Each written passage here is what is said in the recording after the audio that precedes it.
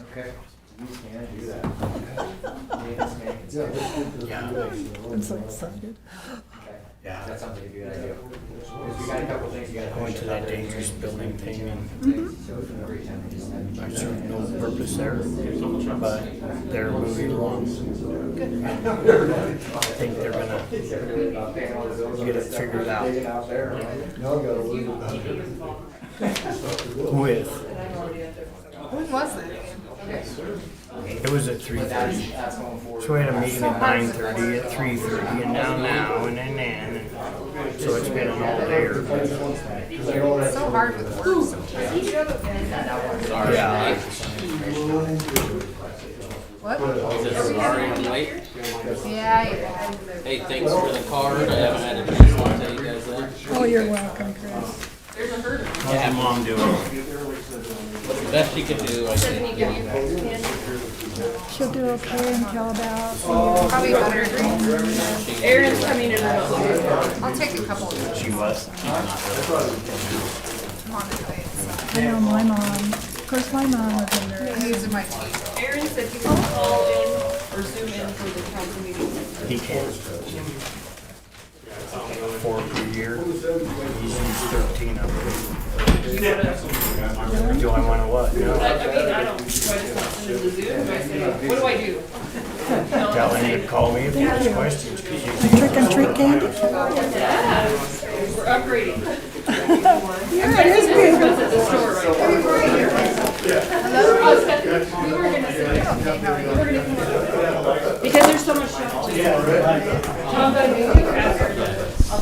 went to a good tea house for my evening cooking. That's why I went. She has other things.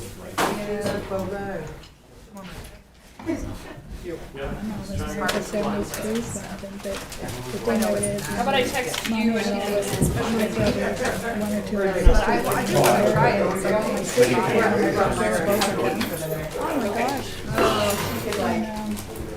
Are they doing sad? But you know, she was very religious. And she got through it okay. It was like a year later. The same people that So it's a Nong's daughter. Jill, Jill runs Nong's a lot. Daryl has Sister. Daryl isn't coming tonight. Is he not? I thought he said he might be late. Oh, he had surgery. Yeah, that's cool. And I don't think he's gonna be able to come in here. Sorry, bye, Stone Champ. Get a second? Yes. If you don't mind. I know. Where's the bar? Well, the parents not going to be here. Just over here. You know, I'll fight for it. Oh, Thank you. well, Take you it. can have it. You can have it. Yes. Coffee, I had Yes. It's a spicy steak salad. And it's good. more than 4 times in the calendar. I ate it yesterday and I was working. It kept me through the whole day. And I ate it about 1 o'clock. Came home at 8. And I was home. Oh, I am swapping some stuff though. It's good. I know he is. Hey, nah, he had these ones over there, and I'm like, these are one of my favorite. I'm like, I'm just taking them ones. I traded. Oh, for goodness sake. Well, I just threw them down because I'm on a diet. People believe I By am the way, I too. like the color of your hair. Yes. I was gonna say that last meeting, Mayor, but we are ready. I didn't wanna be too forward. We have to be so My politically wife correct. accuses me of not noticing that stuff. Oh, Just I don't ever cause, notice just it. 'cause one time she came in with a color I didn't like and I didn't say nothing for about a month. Well, there's probably a reason. yeah, keep your mouth shut. What's that thing? If you don't have Yeah. anything nice to say, don't say anything at all. Especially with your wife. Well, That All gets me right. in trouble all the time. I will call this work session to order. And Wow. the first thing on the agenda is to turn this meeting over to the department heads. So I'll start with you, Tom, and let you figure out where to go from there. All right, thank you, Honorable Mayor and members of the council. Tonight's work session we wanted to go over the strategic plan again and our action strategy. And what we felt like tonight was, instead of going through all of the projects again over again, what we would like to present is the successes and what's kind of changed since the last time that we met, and talk about the accomplishments that we've made on it. And a little different twist on it is we've got a bunch of slides that we want to show to where the project or the activity, you'll be able to see a little bit more as to what we're referring to. So if it's the water line or the parks or whatever, well, you'll be able to kind of see it and kind of put yourself there. Good. And so that's what we would like to do tonight. And so what we have is all the department heads, and we will have them come up one at a time, and they'll be able to present to you kind of what they're working on and the accomplishments. So where we would like to start is kind of with our human resources department with Stephanie, and she will share with you the things that I said have occurred since the last time. So. All right, so I get all the fun stuff, which is great. As you can see up there, our first picture is of Ariel Phipps. She was recognized as our employee of the second quarter, which is, we're really excited for that. So that happened in July. We are actually in the process of doing our employee of the third quarter. We normally would do that tonight, but we have to postpone that one. Apologize for that, but we want to be able to recognize them. And so we'll be doing that at the beginning of November. A couple of other things, let's see. I think I have different than you do. So you're okay. You're fine. I'll go with what you have. Okay. So the second one is, this was our employee picnic. I know you can remember back in June when we had our huge success, having a lot of people there for that, employees and council members and families, and it was a wonderful, wonderful thing. We are actually in process of planning our holiday party. So that's part of our employee recognition efforts that we are doing. So we're currently in the planning stages of that, so expect that to come out soon. We're meeting with them on that.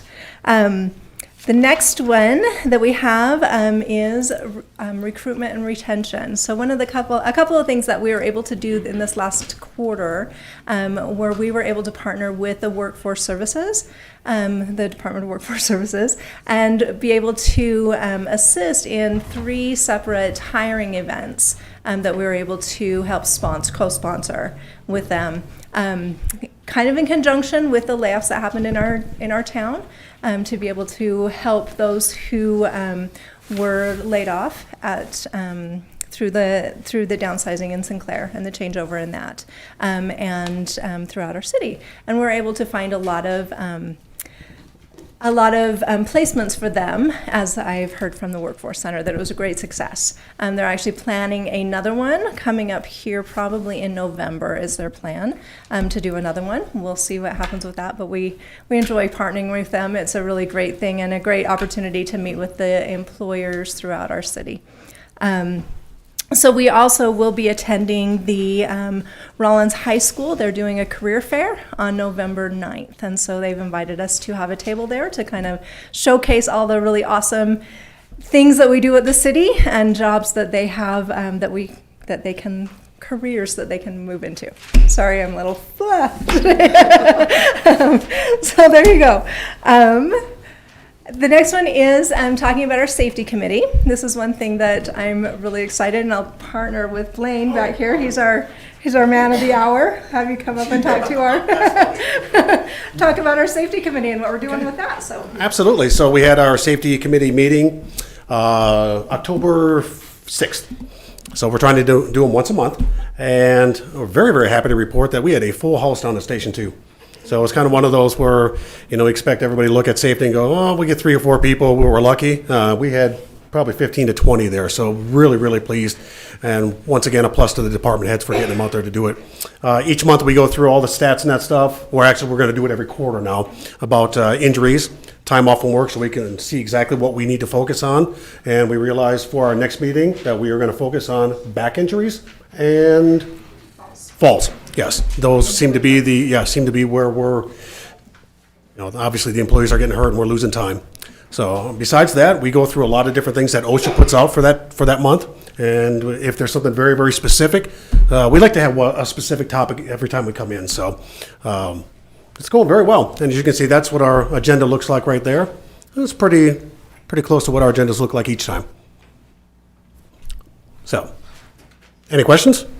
Great. I just want to say Excellent. thank you. I was a big advocate for a safety program for the city, and I'm glad it's getting off its feet and going good. It really is going well. We stumbled for a couple months not having a meeting just because a lot of people were out of town, and it was not worth kind of the time to have 2 or 3 people there. But we're back. We're back in the game. And are you going to talk about Robert? Yeah. Okay, then I'll turn it over to that one. One question. Yes, for you. ma'am. Has the water treatment plant asked you to train on SCBA's? I'm glad you asked that. Thank you. I just finished the respiratory protection program, and I sent it over to Miss Stephanie to take a look at. And that covers everything from us to water plant, what they have to do, how often they have to do it, and how we're going to take care of it. It's a little bit more in depth than that, but I just finished it. I sent it to you last week or this last Friday. Thank you for doing that. Yes, ma'am, and we will. As a matter of fact, once we take ownership of the next round of air packs, we are going to get some of the other air packs that are still valid out there and get them trained on it. So, and we'll do their fit test for them too. Okay? There you go. Awesome. Miss Stephanie? And kind of leading into that that program, the SCBA's, that's great. We have had a partnership with Wyoming Safety and Risk, Wyoming Workforce Safety and Risk, big long words. Robert Salinas came out and talked to us a while back about our programs and setting up programs, and Blaine and I and Candace, my HR specialist, we all met together and we identified different safety procedures that they wanted to have put into place. And one of them, the big one that they wanted to do first, that we identified that to do first, was the SCBA's and that. And so we have actually accomplished that, which is great. And the lockout, tagout one we're working on right now. And we'll work it, lockout, takeout's done, and Confined Space Rescue is the one that we're putting together now. Yep, and we're providing them information. So we provided them information on our COVID procedures, those types of things. So it's really a great program, and I'm really excited to be able to work with the state on that so that we know exactly what we need and exactly how to move forward. So that program is going forward too. Couple of other things that I don't know if we talked about, but I just wanted to let you know that, and maybe, I don't know, I guess Mike's not here, just to touch on our Police Civil Service Commission has been meeting, and we're working on getting those rules updated. So we should have that pretty soon too. We just want to thank that team. We have Mike Ward, our Chief Mike Ward, in that committee. Rick Hooper, Chris Craig have all gone in conjunction with that, but also our commissioners, which I just wanted to give a shout out to them. Travis Moore, Robert Stipe, and Darcy for their help on that, it's going fantastic. So I think I covered everything. That is all I have. Councilman Weisenberg has a question. I'm question of, is that going to be the same procedure as the fire rules where we have to have representatives from council on there too? Yes. Okay. So once we get that draft completed by the commission, then we'll come back to you and we'll do the same thing, that there'll be 3 members of the commission and 3 members of council will meet together and talk about that policy and go through it, make sure it's exactly what you want, and then vote on that. Awesome. So absolutely. Good question. Thank you. Okay, thank you, Stephanie. Blaine. Beautification. There's one more up under safety issues. Honorable Mayor and Council, and I'd just like to say the Safety Committee, it's been fantastic, and it's spilled over to some additional safety trainings as well. And every safety meeting I've gone to has been well worth my time. So thank you guys very much. Glad to have you. So this is great. I get to brag about all the fantastic things our talented staff have done and been able to accomplish. One thing is updating our safety data sheets. So our park superintendent, Tyrell Perry, took a lot of time and effort, went through all of our parks and facilities and updated our safety data sheets and has a binder, has everything available online. We're working with Josiah to create a shared folder with all departments. So the idea is right now we have all of SDS that are relative to what our Parks and Recreation staff use.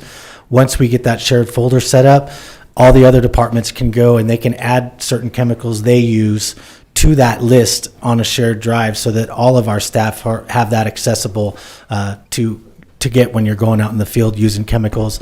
They'll also be updated once annually because the Roundup we use today is not the Roundup we used 5 years ago.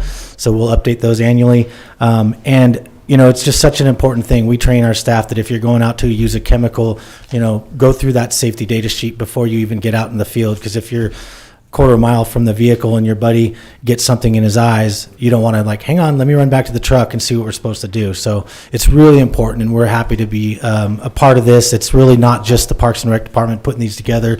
All the departments have pitched in, and we felt this is the best way to update them. So we're well on our way, and we're really close to pulling the trigger on it. So. Okay. So the next thing is beautification.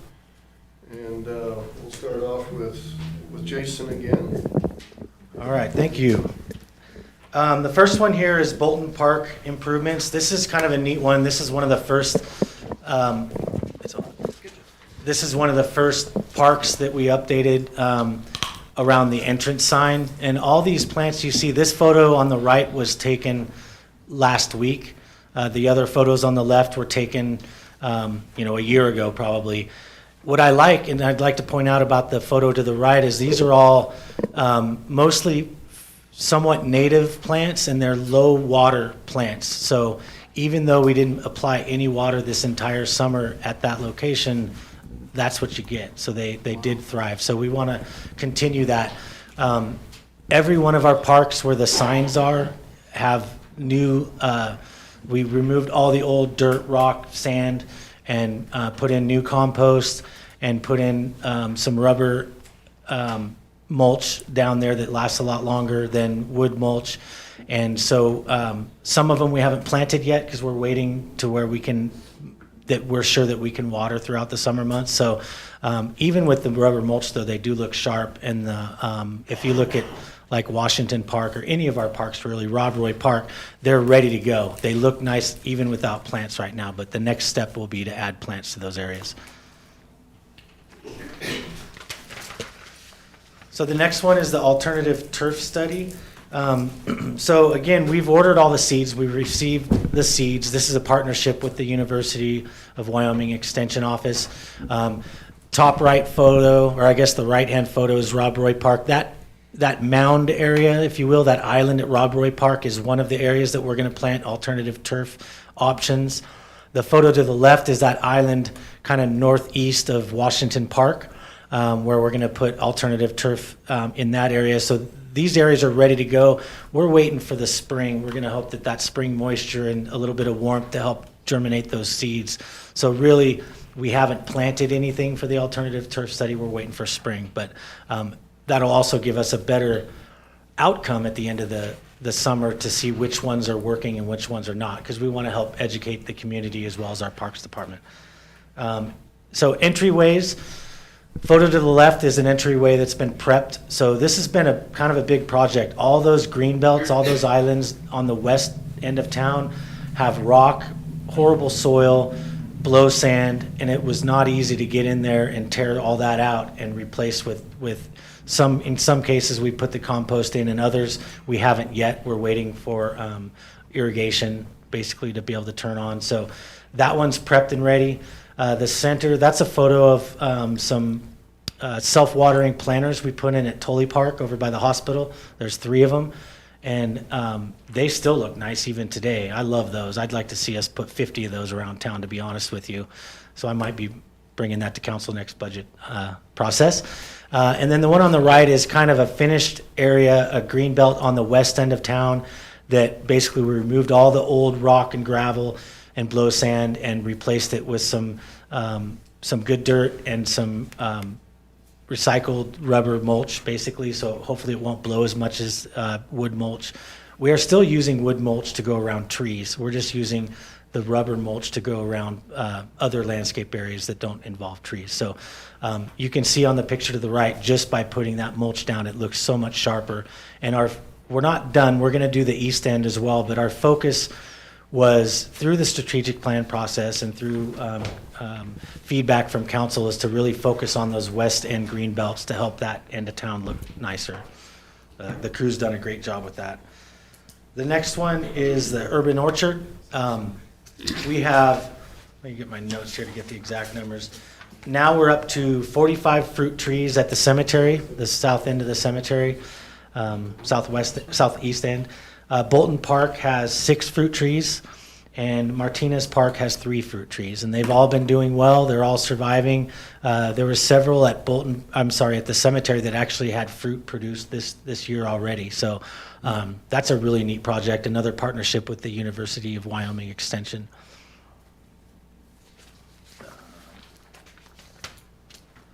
The next is City Hall landscaping. I love this one. This was our first project within the beautification efforts of the strategic plan.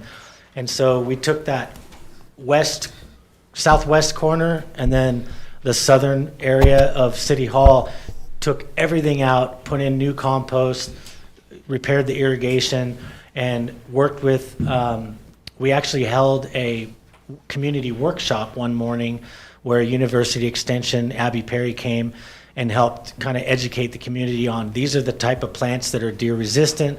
They work well with little water, and they look great. So this was kind of like our phase 1. Down the road in the next couple of years, we would like to see the entire outside of City Hall look like this. We are waiting for some ADA accessibility updates to see what that entails before we start fixing some of the irrigation in case we have to build a ramp or something like that. But you will see more improvements to City Hall. But I think our crew did a fantastic job and a great start.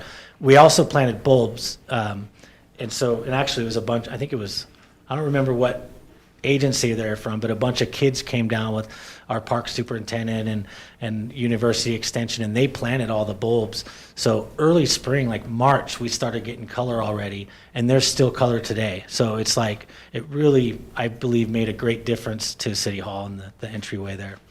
One thing I like about this project is, I was looking at it today, walking around looking at it, is you have the name of the types of plants that are planted in there, and that's really helpful when people are wanting to plant things in their own property with that are deer resistant. And it's that part I thought was a way cool addition to. It's awesome. Thank you. I appreciate that feedback. Honorable Mayor and Council, I'm a little sick tonight, so I'll try and make it quick. But the stairs here at City Hall were in pretty sad shape. I believe the center rail there had one piece that was holding it in the center, and the one to the right was the same way. They used a chemical there to get the staining off the stairs. Since then, we've put in new rails on both sides, which the original ones had like a 1/8 to a 1/16 inch plate holding them down. We went with the 1/4 inch plate to at least get more lifespan out of these to make it better. They look great. So yeah, that took a little while to get it done, and I know it seemed like it took forever, but you know, with our local company here, I think they did an excellent job with what we have now, so they should last us for a while. Then our landfill vouchers, this year from September 1st through September 30th, there was 218.8 tons of C&D hauled to the landfill, which is 35 ton more than what was hauled in June through July 15th. So it was an increase. one thing I think we need to look at here, I know we have a set time, but we've had some of our citizens call to see if we could extend that, whether it was with, they didn't get their voucher, their truck was broke.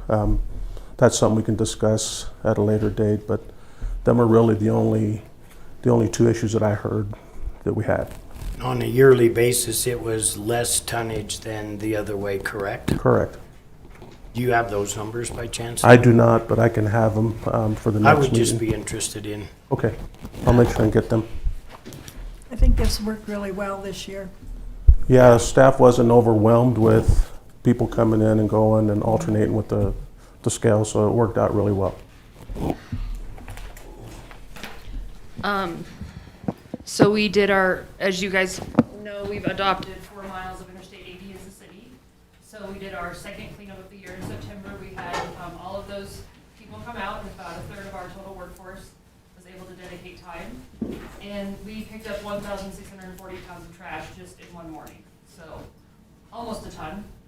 And also ongoing in beautification, we do have the Adopted Street program that, they're doing the second for our in-town properties currently.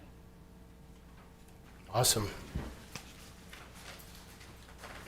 Good evening, Honorable Mayor and Council. So this is just some of the things that is happening on the downtown banner program. The ones on the right and the left, they're already hung, of course, are already hung. Submissions, one was done from the Centennial from a donation from a business with UP appropriate, and then the other one is a compilation of a bunch of downtown stores. I love the newest two. They will be submitted next week. These are why do you love Rawlins? And I love Ohana Sips is one of them. And then I love, as I was going through and looking at detail, the lake. So you have the sand dunes, you have Lake, there's Semino, and then you have their cabin and UW and Green Chili Lariat, I know, the Outlaws and everything. And it's just it's really neat because the kids, as much as adults did the ones on the left and the right, and there are kids ones already up, but I just love some of the new ones. So it's exciting. Parents are loving it. We're having people stop us and say, this is a cool program and it's just gonna keep growing. Super excited and community driven, so. Cool. All right, the next section is on our infrastructure. And I'll turn it over to Oscar. Okay, so celebrating a success, we were able to install the PVC line, the PIP line, up at the Sage Creek Basin Springs, the 10,000 feet. That work is essentially complete, 99.5% complete. We just have a few things we're going to touch up. That has been a major success in the fact that we're no longer using that wood stave line that's there, and that's a major success. So with that, I'm sure everybody came through the front door here, and you could see and smell that wonderful old pipe, and now it's no longer being used. So that's a fantastic thing. We've done improvements in the system where we made critical repairs this year, and some of those included air release valves, like the air release valve you can see on the right. The Public Works Department's done a fantastic job of just being on top of it when these things become available to repair. We just go do it. We get it done. And in that, we've also had another success, and it's a harder success because I understand how the perception is there and the difficulty in increasing costs to our citizens, to the public. But a success for us has been our water rate analysis, and the resolution to increase rates has helped us in the fact that we are going to be able to apply for additional grant monies. We're going to be being able to apply for loans because those folks who are supplying loans will look at that and say that we can be made whole, that we can actually pay off those loans over the term. And we've included a capital improvement plan in that, and that work is just going to be so good for the city, getting that critical infrastructure repair work complete. And that's in that water rate, and that's so huge. And we just have to keep that in mind, that those items identified in that capital improvement plan, those are going to be the things that sustainably deliver water to the city. And it's just a really exciting thing that we have there. The next part would be the pretreatment plant. In that, this is our hope is, and our goal is to get the pretreatment plant up and running as soon as possible so that we can provide irrigation water for the city of Rawlins. It would be just additional water that would be effectively culinary water that would be used for irrigation. But this allows us to draw water from the river and our reservoirs where our turbidities are high. And this is a process with Y2 Consultants. It's been a very good project. We are moving forward very quickly. Community development has been inside the building, making substantial repairs. A big shout out to Anthony Zabala for doing all that work with his crews, Lou leading that effort, and then our public works folks at the water department, just being in there, working those facilities, maintaining them, and getting them up to snuff. So that's been a success, and I look forward to that. I'm hoping that we'll have it up and running for our next irrigation season. So another success on infrastructure, a couple of them would be our agreements with the Wyoming Department of Transportation, where we have the Higley pedestrian underpass. That'll be a fantastic project that'll increase the mobility of pedestrians under the highway to improve safety for folks that are crossing at that location. I think it'll be a good project for the city. That agreement has been finalized. We're moving forward. Consultant selection has essentially been completed, and we're looking at contracts with the Wyoming Department of Transportation and those folks. So the next part is the bipartisan infrastructure law funding that is going to pay for the rehabilitation of our 6th Street Bridge. That is an exciting thing. That it's no cost to the city in terms of the city having to make a match, and it won't affect our capital funds or our reserves. That is going to be a project in the next 5 years where we can anticipate that bridge being repaired to sustainably and safely improve the transportation of this city. So it will be a good thing. That is a success. Now, Are there estimates on how long that project, the overpass, will take? they have such a large scope right now across the state, over 40 structures, and Wyoming DOT, I don't think was prepared for the volume of money that was coming in. And so just going through and scoping these structures, it's going to take a minute. I just was curious because I know when they start working on that, One underpass. yeah, it's gonna be the underpass and, well, there's other, you go out on the highway, but I just was curious at the time. Yeah. Mayor, I think the director at YDOT basically said we were in the top 4 bridge projects across the state when we visited with him. Oh, wow. So I'm hoping that still is true. I know they had a bunch of other projects, but we were talking to the engineer who was actually doing all the scoping and things like that, and he said we were like in the top 4. That's excellent because So I'm this, hoping that You it's mean still there. from the time it Well, started? I mean, from the time they put the Oh, police tape okay. across there. I was thinking To the how time fast they they're gonna removed the start. police tape, I was hoping that wouldn't be Okay. too long. Forever. yeah, well, I don't have any details on the construction duration, costs, or scope of work right now. It is very preliminary, but we don't have to pay for it. That's good. So Kinda. it's being handled. Kind of. Other than my hide, no. Well, yeah, hopefully, yeah, with those ratings of 4, we'll have to look at the safety and keep in touch, with those bridge inspections. If there is a point where we do have to shut down the bridge, we will. Well, no, but I'm talking about when they start working on it, there's gonna be a portion of time when that bridge, when they're working on it, will be closed. I was just curious how, that time. 3 months, 6 months, stuff like that is what you're thinking of. Right. One single access through the underpass. Should That's just the main access to Southside. Yeah. should just be single enclosures. I think we'll be all right. So, with that, we have SCADA. So this system is, I think, DOS based. But we've been going, it's or Windows 3.1. It's back a little bit. So we're So we seriously are in the process of updating this system. Josiah has worked with Browns Hill Engineering. We are We have an auto dialer system now that they've gone in and worked on to kind of bridge the gap for a minute where we're needing to notify our staff of alarms. And furthermore, they've done, let's see, there was an additional repair that Browns Hill had been working on. But they're doing a good job, and they're working on that, and we've identified our problems with that, and now we're going to go to the RFP process for design for the full replacement of the system. And that's going to be huge. And Josiah is very close to getting that done in the next couple of weeks for the RFP process for the design. And we're just very excited about that. Okay, awesome. Thank you.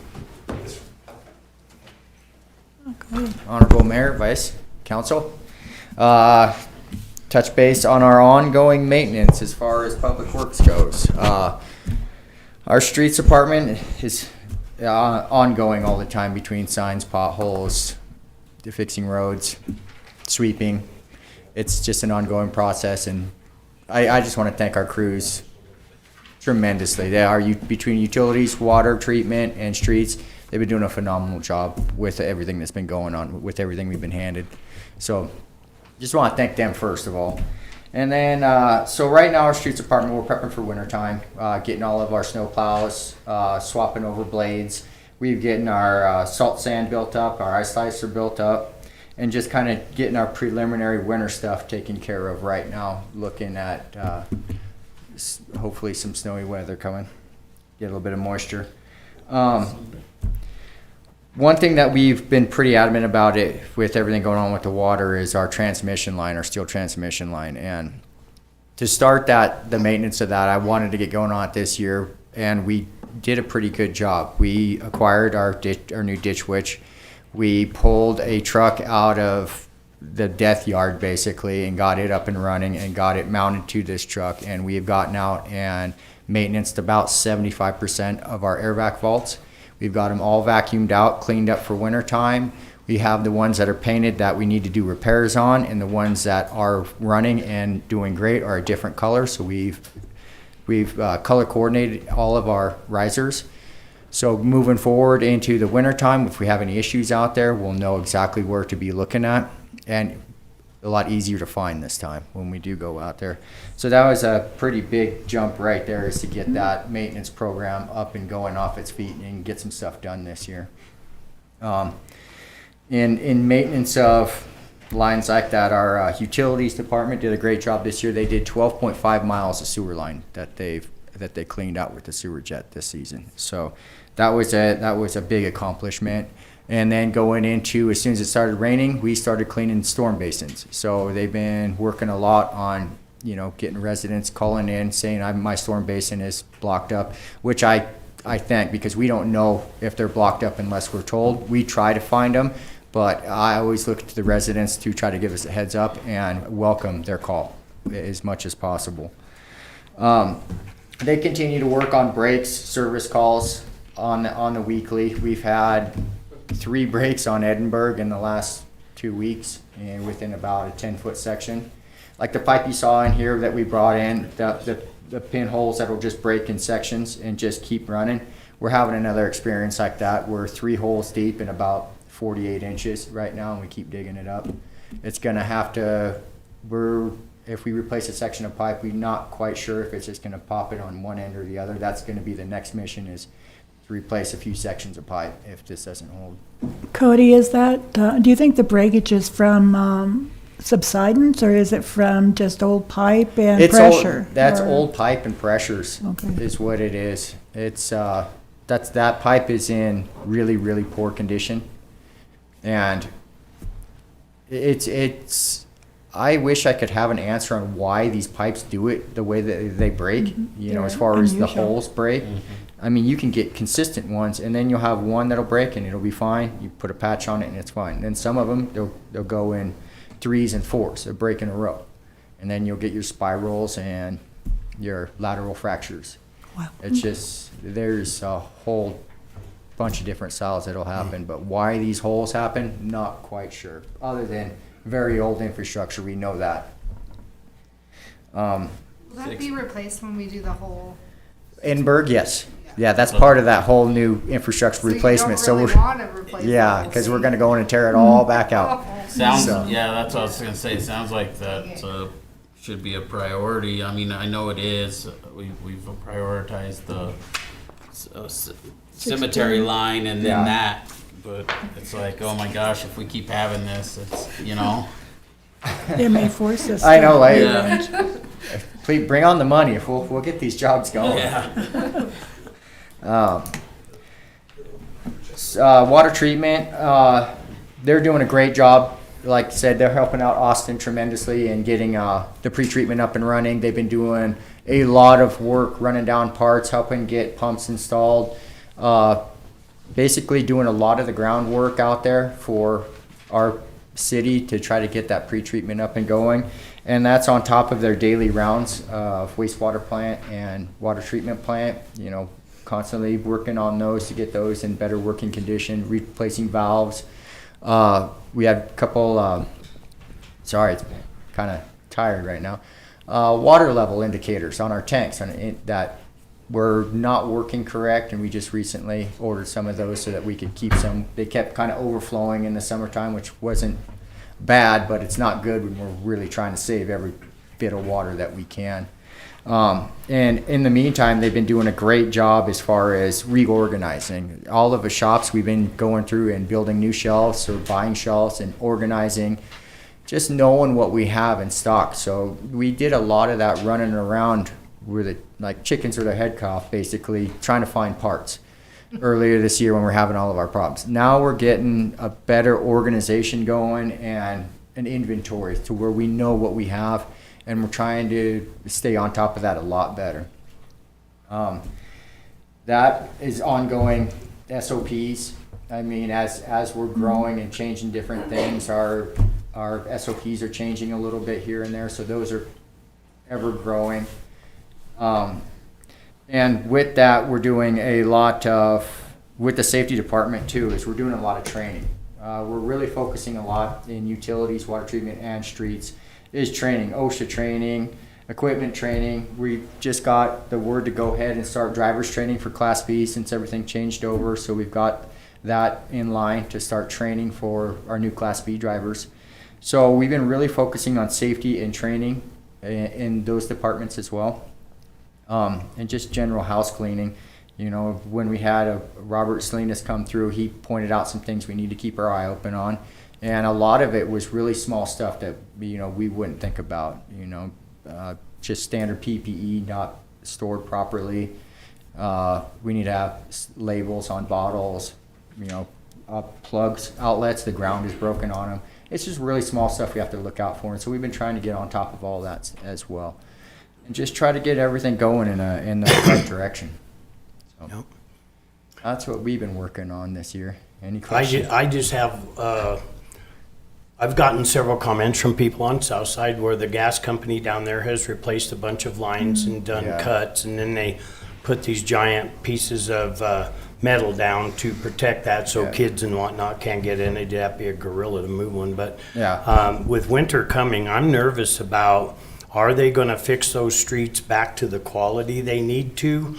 And are they going to have these these metal pieces, are they going to be gone so that we don't ruin our snow plows and cause even more dangerous situations? Can you tell me about Yeah, I that? was actually down there talking to the company today. They have all the holes pretty much covered up, and they've got rotomill basically packed in them, other than two that they're working on. They're doing a couple welds, finishing up a couple welds on two of the holes. The plates are actually set aside because the rest of the holes are filled in with rotomill and topped off. So they're just finishing up the last two holes, and then they're going to get everything out. The guy that I talked to was not the foreman, so he couldn't answer a lot of questions. But in that, I was asking if they have a paving company that they're going to come do it, or if the city has to do it. And he really couldn't answer that. He thought that there was going to be a paving company. Us, it's basically we're running on certain temperatures. We can't do much more asphalting this year. I'm holding my breath. I want it, the little bit of oil that we have left, I'd like to finish up Colorado and get that top tied in. I'm still waiting on the concrete people to finish pouring that valley in that corner. They poured half of it and then walked away, and I haven't finished up the other half. So I'm hoping that I can actually get that filled in for the winter time. And hopefully they have another company that can come in and do that asphalting if they're gonna do it this year. If not, we're looking at spring next year. We'll just fill them with rotomill and I'm just worried about when you go to snow plow and there's a cut and then it tears up more of the street or the plow or both or. you know, and we every year we go through where we got to just basically shut down, and we have open spots throughout town. Water breaks in the wintertime. Really, we just fill it with rotomill and roll it pretty good, and then scrape it off with the loader. And our snow plows, they have bump stops basically on the backside of the plows that hold that blade up off the Shoes, ground, yeah. about a half an inch or so. And so it'll usually go right over the top of those, Okay. and it doesn't. And then those metal plates, they'll come pick them up. Yes, yeah, those Okay. are really expensive. So I assume if they don't come and get them, I'd be happy to store them for them. Yeah. So, Well, I just had a lot of people concerned about. yes, yeah, we have about been. We've been. those issues. Yeah, so- and I've been down there trying to find the people for a while, ask them when they're going to get done. So I've been kind of a thorn in their butt. So it was nice to go down there today and see all of them kind of filled in, other than the two that the guys were working in at that point. That's awesome. So they're making good progress on that. It's looking Okay. good. Yeah. Good news. Anything else? I'm glad to hear Colorado's on your itinerary. I have a friend up there that called me on it.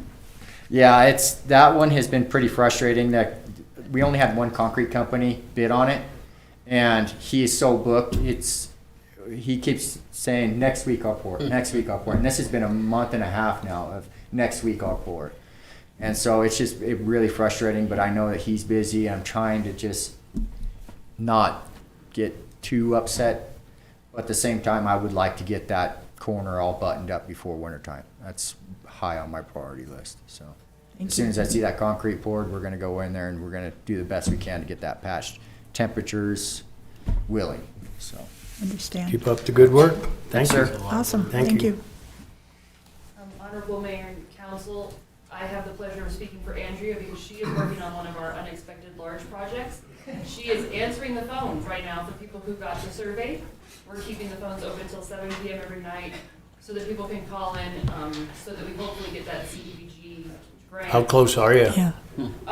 Tom has a full report, but we are at 175 or so we're probably about half as of today. How many do we need? 352. By when? We have about a week and a half more. Okay. Okay. Um, Is there anything we can do to help you promote? I know you're doing a good job, but Honestly, Tom has a whole report during the meeting, Okay, but all also right.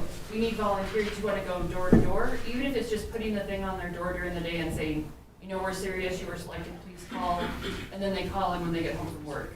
So if you know anybody who wants to go hang up door things, I could probably do about an hour's worth of it at a time. that works. Okay? Let me know. Thank you, I noted that. So that's going. And then the other, I'm just gonna go through the grant she's been working on this quarter. The picture is that is just the $7.2 million grant. That's just one grant. See, it's like this thing. And it's legal size, so if it was letter size, it'd probably be no taller than me, so. We also received the $675,000 MRG grant for the cathodic protection and blow-off valves. She submitted the ARPA grant for 7.2, and we're presenting that next week. We're working on the CDBG 2 grants, along with the survey to make us eligible, $1 million for SCADA and $1 million for the transmission line. Those are due at the end of the month. She's working with Jason on a land and conservation fund grant. That's about $210,000, and it goes for skate park improvements, resurfacing the Washington Park tennis courts, and repairs to the golf cart paths. That's due at the end of November. And then the Brownfield Community-Wide Assessment Grant for about $500,000. It's due November 22nd. That's for the Pincoma Hotel or? We have 4 where we got an assessment on through the state. So next week, the state's coming for us to tour. That's the Pink Hotel, the Strand, our Pine Street Hotel, and the Ferguson. So that's, for brownfields, it has to be, Pam's gonna train you about brownfields later. So maybe I'll just let her cover it then? Yeah, I'll cover it then. Okay. Okay. What day was that hearing again? The 27th of October. Okay. What's that? 27th. 27th, isn't it? I have The slib, 27th. the slib, you mean? The ARPA. 27th. Oh. Yeah. 27th. The ARPA 2 at SLIB is the 27th. The state, a different Oh, agency coming from Brownfields land. Brownfields is Okay. the 25th. Okay. But there's slides about that later. I just want to check calendar, see if I can be present and stuff. I guess any questions on grants? Where's that one at? Is that the Cheyenne? Brownfields is here and Slib is in Cheyenne. Brownfields is gonna be in the Arco Parco, Hotel. and the other one's at the Hirschler Building in Cheyenne. Might be able, that's next Thursday, I believe, on the calendar, correct? Yeah, Yes. Pam can Okay, fill us so I in. might be able to make that, so Great. talk about maybe catching a ride down, or we can all carpool or something. I'll let Andrea know because I think she's working on carpooling. Okay, sounds good, thanks. Honorable Mayor and Council, the next items are going to be our new recycle building that we're in the progress of trying to get everything ready to start setting post. We have the base that was hauled in. This was a huge team effort with Jason giving up some of his property over there, and then Cody with his crew with the vac truck taking care of the 50-plus holes that we have for our post. So once again, the team effort that we have within our city it's amazing. We're hoping this week we can start setting the post. We need to get our post in because currently right now with our recycle building that we have now that we're set up in, when we were vacuuming the holes out, we found a weak spot in one of the gas lines. So in order for us to get gas into that building, we have to have our wall on the exterior with trusses run for 40 feet, and then we can run our flex line up and over and tie into the building. So that's huge for us before the snow comes. Make sure we have heat in there for them poor people in the recycle center. That's pretty quick. Yeah. It looks good. Yeah, it's going to be a nice building once it's up and running. We just got to get past this point of getting the post in the ground and then Then setting let the it concrete. snow. No. Sunday. It's coming Sunday, Sunday, from what I'm told. Are you serious? yeah. what I I'm think the told. forecast shows Sunday. I am Yeah, so I looked it up for happy me. to see Better snow. work fast, Lou, Sunday. That's what hubby says, anyway. Honorable Mayor and Council, next one here is Rob Roy Park infrastructure upgrades. We utilized impact assistance funding that council allocated for accessibility to our parks. I love this. So we had, one of the first things I learned moving to Rawlins is that this climate is not does not do well with concrete, or let's say concrete does not do well with this climate. So you can see a lot of these patches that we had to do. We contracted with Mass Grading to do the work for us. On the left, you can see a bunch of them. They just had to tear out the concrete and re-pour. One thing that was interesting is the concrete was like 10 and 12 inches deep, which is, it must have been cheap back then or something. So we put back at like 4 to 5 inches deep, which is more common. The ramp you see on the right was actually a donation by Mass Grading. They built 2 ramps for us for accessibility. I think it was in the tune of about $1,200 that they donated towards this. Rob Roy Park has been chosen to be sort of our handicap accessible park. Our first real effort to make it 100% handicap accessible and ADA accessible, from parking to access to the picnic area to the playground and everything. I felt it was important that we start working towards accessible parks because we have a lot of work to do. And I think that if we focus on one park, which this is the one park that I feel we had the best opportunity with limited funding to get it accessible. So that way, if people come and want to complain that we're not trying to upgrade our parks for accessibility, we can say, no, we very much are. We've started here, and now we're continuing on with all of our other parks. Yes. Did they do that big bowl area where the Basketball court? Yeah. No, there was minor repairs done to the surface, but that'll be hopefully next summer. We'll use more of that impact assistance funds. We were kind of holding out. One, we applied for CDBG grants the first round to completely redo that park and redo that basketball court, because it's originally designed to be ice skating rink in the wintertime, and that didn't work. So the whole park, including the playground, to be replaced with more accessible elements to the playground is the goal. And we're not giving up, even though we can't apply for CDBG this year. We're looking at other grant opportunities. The reason we didn't apply for Atlantic Water Conservation Fund for this is because it's a 50% matching grant. So when Myra mentioned the tennis courts, the skate park, and the golf course cart path, we have to match 50%, but we have funding in the budget for those 3 projects to bring up that match to basically double our money. So anyway, so that I'm excited about what we've already done and to this park. Councilman Weisenberg? I know Mass Grading, right, is the company that donated. Yes. They've done other donations too, I believe, at the skate park and dog park area. And Yes, stuff they like did. that.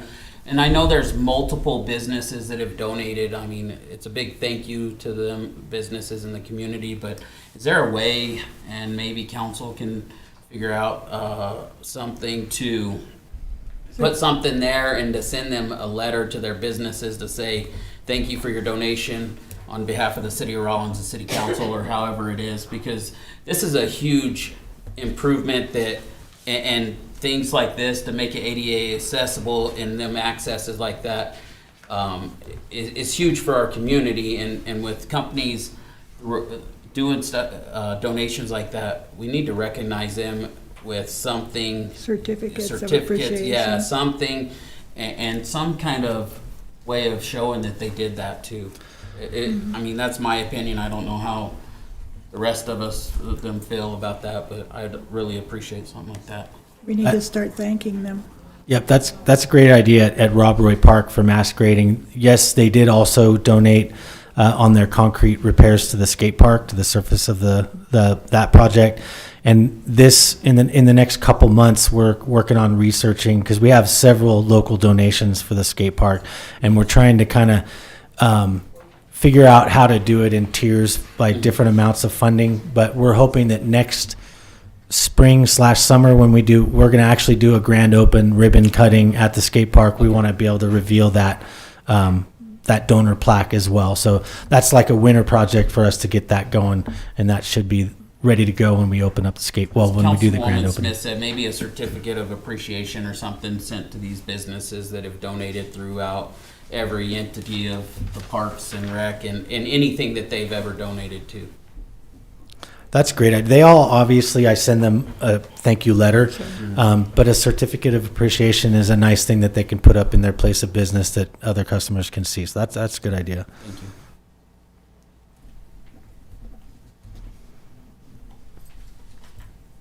Okay, so the next one is the skate park.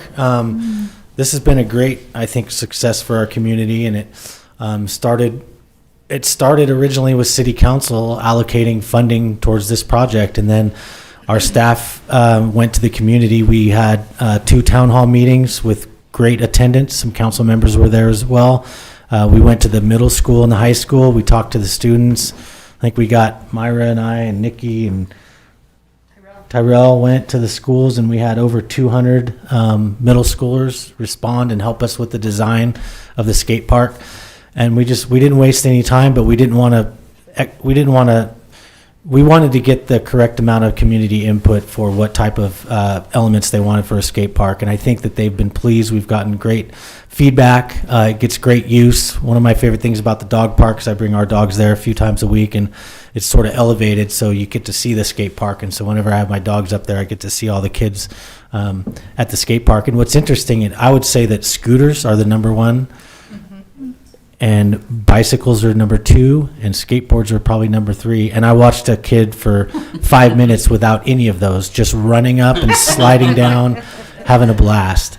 And so, which is a good thing that we designed it. Do you use it, Jackie? For do you go there? My kids have, I don't skate. I thought you would be. By the looks of it, people leave their scooters there too. Yeah. So real quick on the skate park, We do skateboard. more good news. Right now, we're sitting on between $30,000 and $35,000 of additional funding already from project. It gets used quite a bit. Like I said, we go there probably 3 or 4 days a week. We try to get there in the evenings and sometimes on weekends, but. I really learned that it's not just socializing for dogs, it's socializing for humans. And I've been here a while, and it doesn't take long to meet a lot of people in this town, but I've met some people that I haven't crossed paths with that we know the same people, kind of a thing. So it's just been great. We're adding things as we go. You can see the water station on the right. Tyrell and his crew just overdid themselves again. Like the landscape improvements they did for the entrance of the Any Dog Park is fantastic. Go check it out.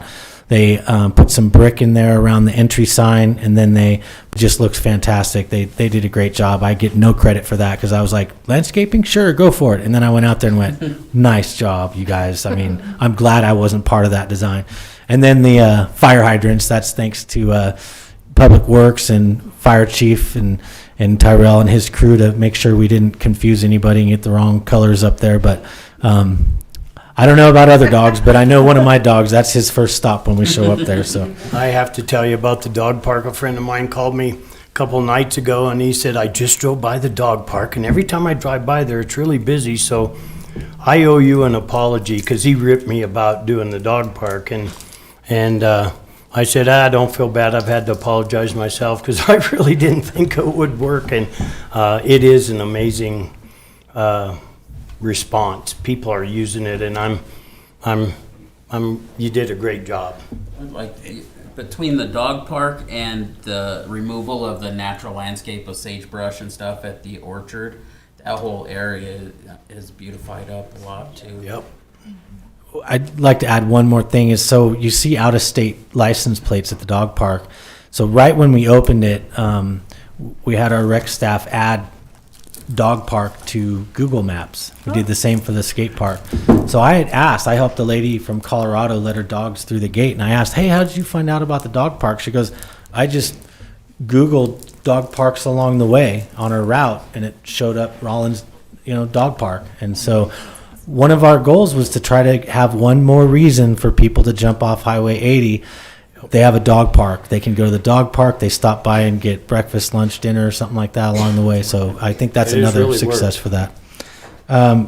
Ice rink, this is also pretty exciting. We're hoping that this will work out this winter. I think we brought to council in January to sign an agreement with the Raptors Hockey Club to get this going. The idea is to work with the Raptors to get the rink prepped. So our parks crew went last year and did some grading and all that kind of stuff. Raptors Club went and got some weeds sprayed and did some other repairs to it. So we're ready to go.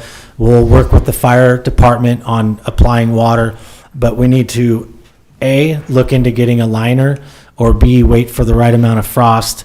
And so I don't know that last winter we could have had a successful ice rink with the winter we had. So we're hoping that we'll get that now, and so we're looking at possibly getting a liner there, but we'll get rolling on that. And I think that's it. Real quick on the dog park or the ice rink. I just drove by there the other day and just drove in to look at it. The accessibility is not the greatest to that. It's almost like a 2-track little road into there.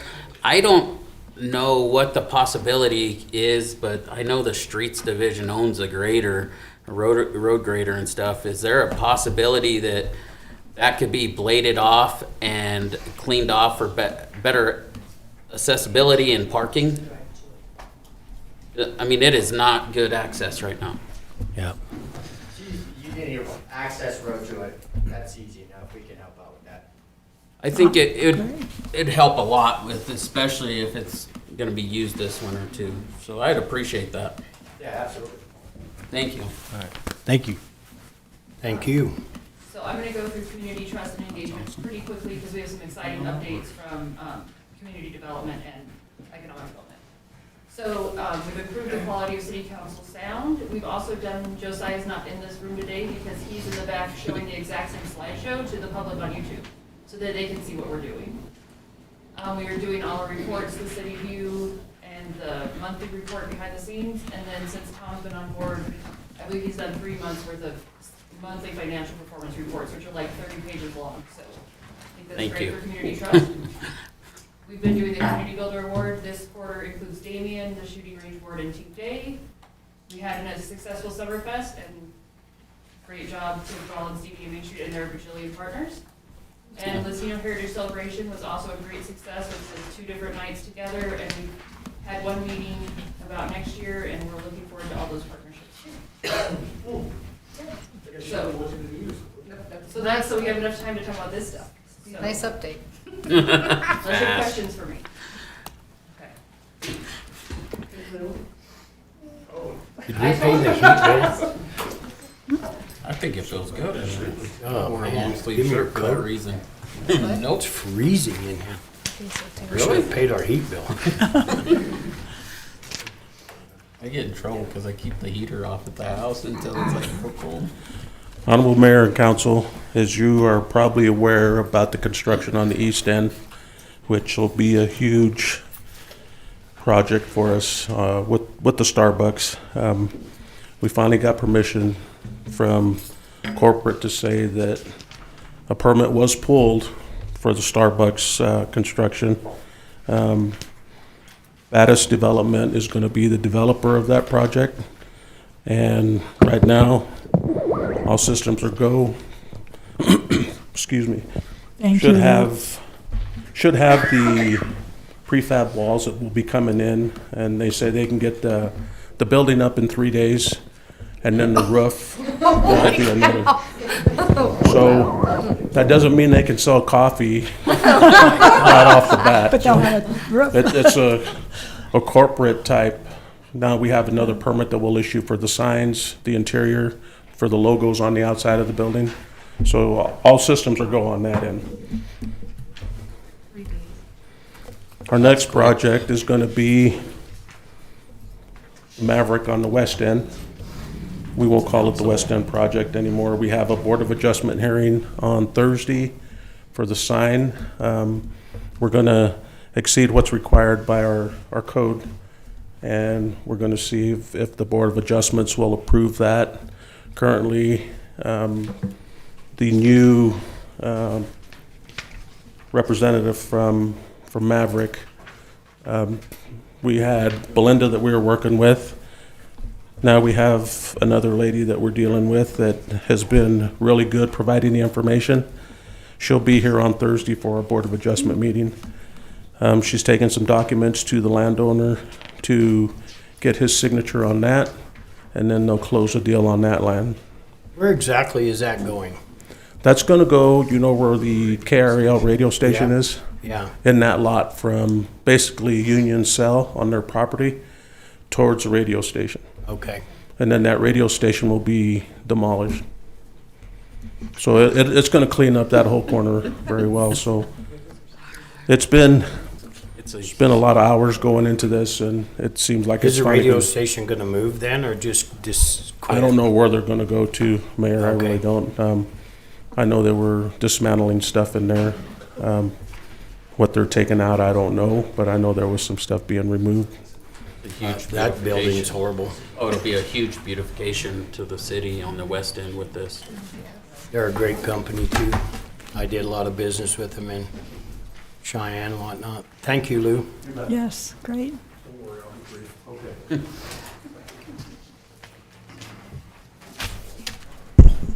Okay, so we did. We started a dilapidated, derelict, and dangerous building committee and put together basically building official, police department, fire department, and code enforcement. We had a meeting today to basically tell everybody on the committee that that showed up where we were at.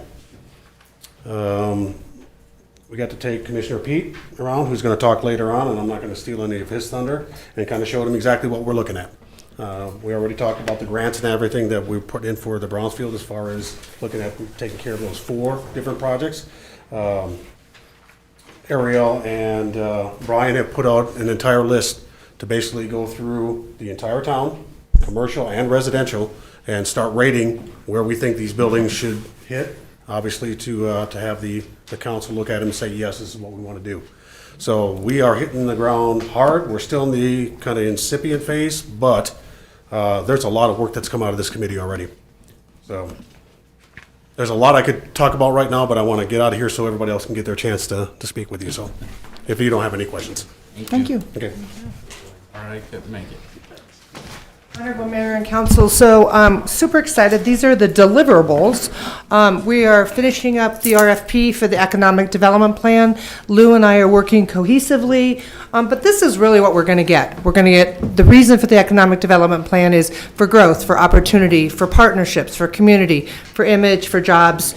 There it is. But we are diligently working on it. Should have a rough draft over to Lou to review to make sure it fits in community development. And then we'll have one more review, send it to Wendy and legal, and we'll get that. Again, this is a Wyoming Business Council grant that we received, and we need to get that going. So super excited on that. Before we go to this, I did want to say one thing, is there is another East End project that Lou and I are working on, a new East End project, pretty exciting, and so him and I are working on that. So, next slide. Brownfields. So there's a team, a big team, Lou, Yvonne from the EDC, myself, Brian, Ariel, we met with them today, and Miss Andrea. We are working on brownfields like we had talked about earlier. There are 4 that are going to be assessed potentially in this year's brownfields grants, and then Andrea and myself are working on what can be on next year's submission, which Myra was saying for the 500,000, if you flip the next screen. So just real quick, how brownfields are created, not going to go because we would like everybody to attend this training next week, and I will. Thank you.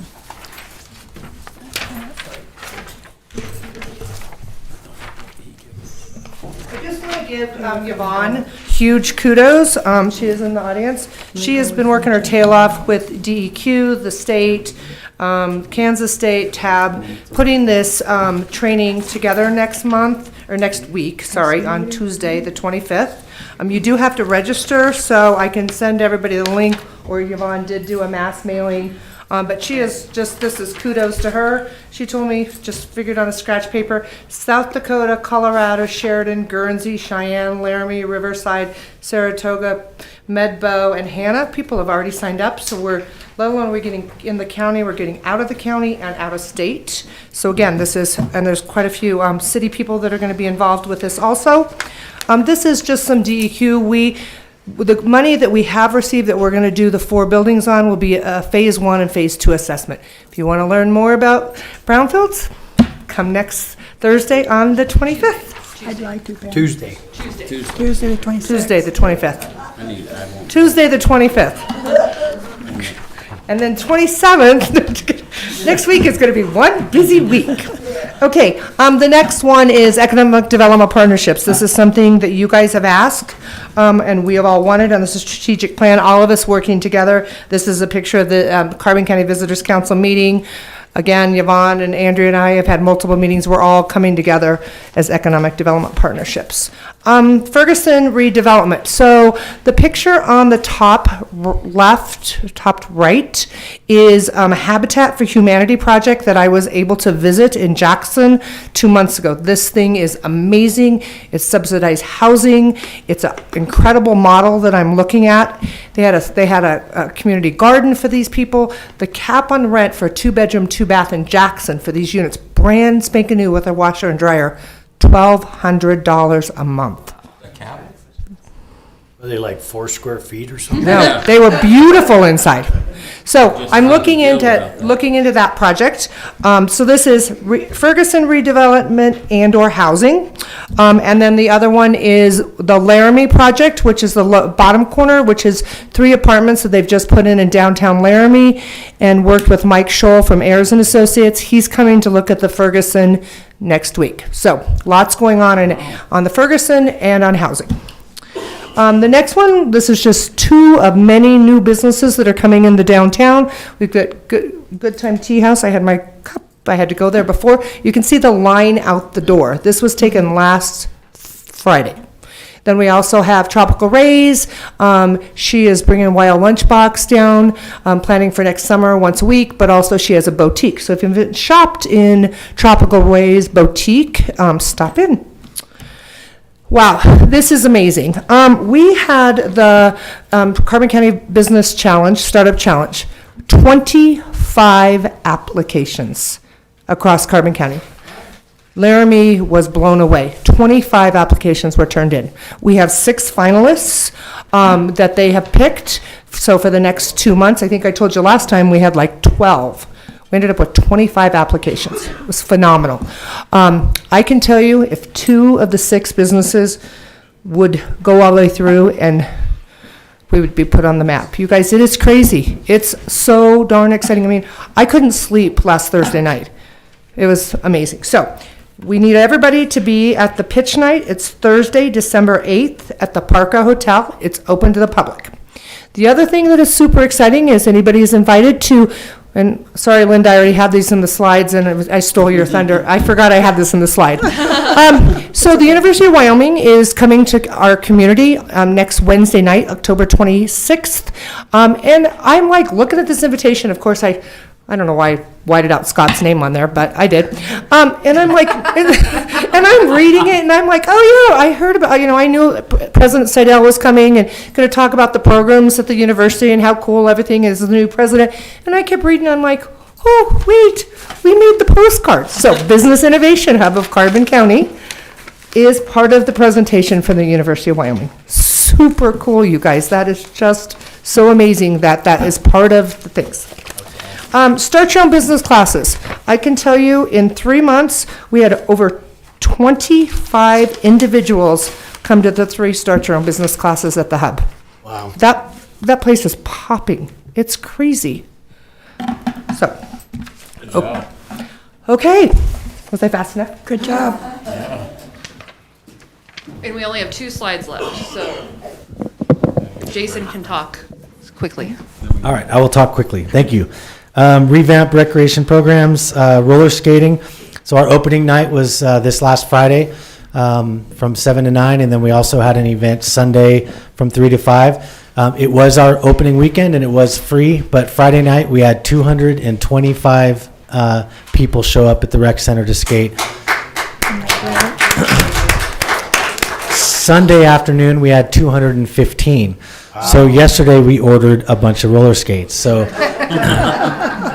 thank the council for giving us the initial funding and the opportunity to try something new and bring back roller skating to Rawlins and give more opportunity for, health, exercise, recreation during the winter months. Also thank the rec board. We got a $5,000 grant. So the roller skates we purchased were also from that grant. So we wanted to wait, see how the first weekend turned out, figure out exactly which skates we needed, which sizes we needed to order. So we placed that order, and we're told they might even be here by this Friday. So success story. So we were very excited. And then the next one is also revamp recreation programs, traveling team sports. And this was initial idea from Council Member Daryl Garner. He and Sean and I met several months ago to talk about what the city could do to help encourage and facilitate sports tournaments coming back to Rawlins. We used to have a lot of sports tournaments across the board. And so we met with a bunch of sports groups, and we had a good turnout.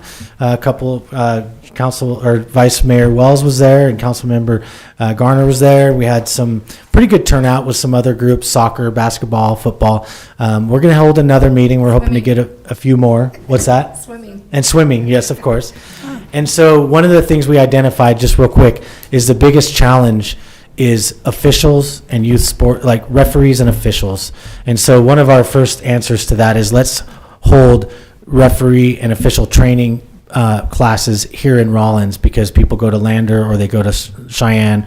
Well, what a better place, Rawlins, because people from Casper can come down, Lander can come over, Cheyenne, Rock Springs. So we're going to host, but not only just host, we're going to make it the biggest, baddest officials training in Rawlins. We're going to make it special. So when people are saying, hey, are you going to that training in Lander? No, you got to go to the one in Rawlins. And so we're hoping that'll be one first step, and we will learn more and figure out more to bring tournaments, which means bringing families in town, booking hotels, eating food, supporting our restaurants, supporting our businesses. So. Jason, you guys are doing a fantastic job, and I am so excited to hear about the excitement that you're causing in this community. Oh, thank you very much. I'll pass that on to our staff. Great. Isn't that great? Okay, well, that concludes the slides that we had. I'd like to thank everybody that participated. Do you have any questions for us as we wrap up? Myra is passing out to you an update to our strategic plan. Okay. We'd like for you to have that. Thank you. Look over that. Any questions you may have on that, be happy to help. And if not, that basically concludes what we have for the work session. All right. Turn it over to you, Mayor. We will be, Just a fast word. I really appreciated the format in which this was presented. It made it very exciting, very succinct, and it's great to hear from everybody. Thank you. yes, it's very impressive what the team has done. I was there Friday night watching all them people roller skate, and I just knew I didn't dare. Yeah. They were having a blast. All right, we're gonna go into recess for a few minutes, and then we'll start our regular meeting. We are gonna stay live with sound.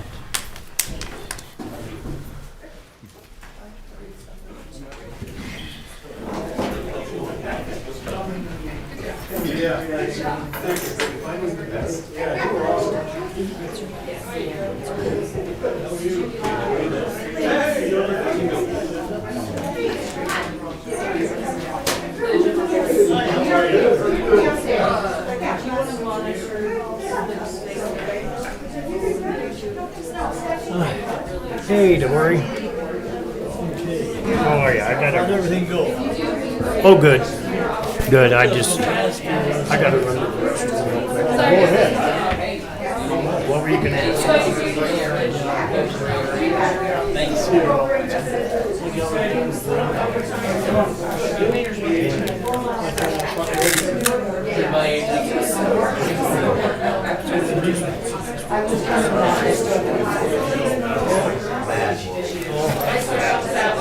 We'll see.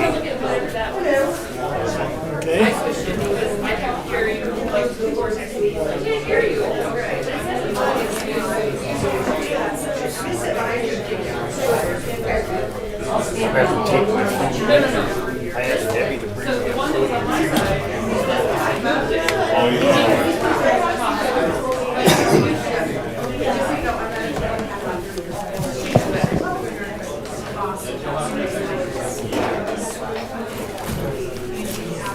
Did you approve of what I said about much better than?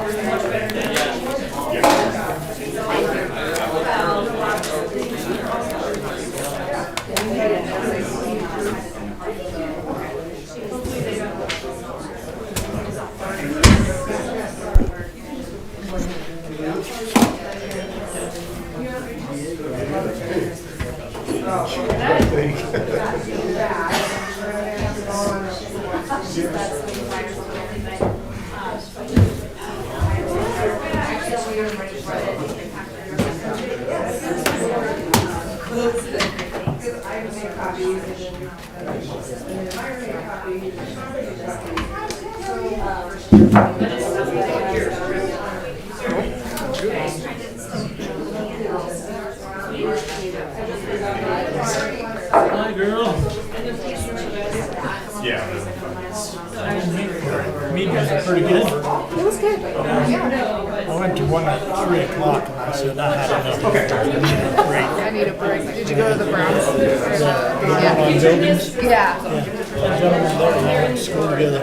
Pete Bayboard. He's been on the Constitution shot, right? He's been on the council for a long time. He's been helping us with these dangerous buildings. Oh, good. Trying to get it through well. Good, good. And I think he's been on the council for 15 or 16 years. Not as long as you, but No. No. I got a kick at how him. many years have you been on now? Him? You? I don't know. I sometimes figure 38, 36. Yeah. That's a lot. Yeah. I'm not too excited about anything really. I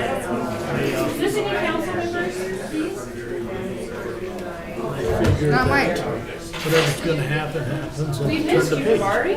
You did? Yeah, you didn't come for the work session. I overdid it. Did you overdo it? Are you okay? Are you okay? I needed a break. You still Well, have I had a lot of things on my plate too. Oh, I missed you. We did miss you. I was running around all over. And Well, we only scheduled 6 hours of meetings in a row. I mean, it was just, yeah. I don't know why you you probably, do you want to shred it? I don't know if you want.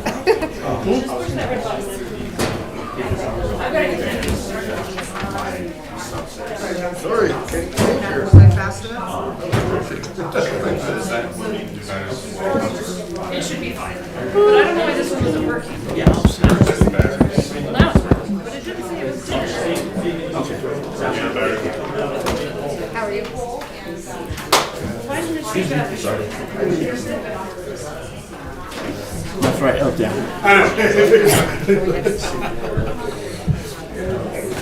Not yet. Okay. Yeah, no. Thank you.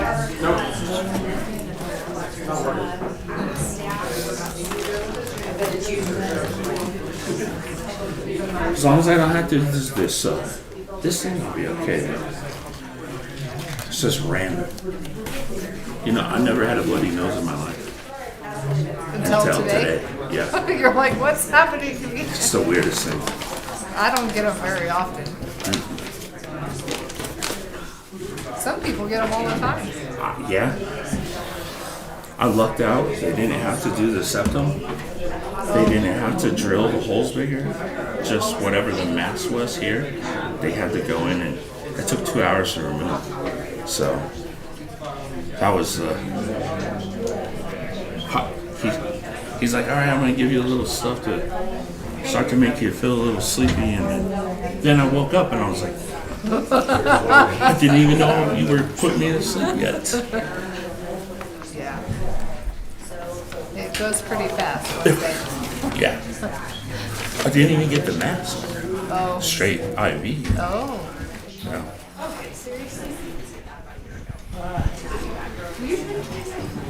Turn it off? Yeah. Like all the way off?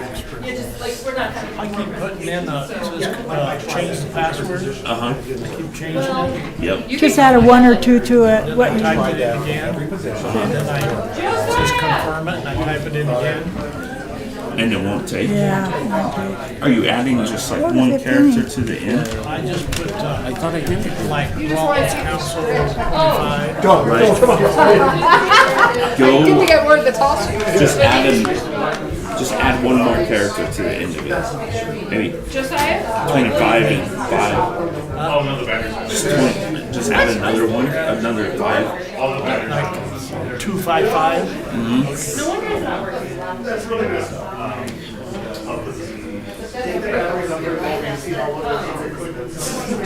And the other thing I can't figure out, like my mouth will be fine, and then it go instant cotton mouth. Just.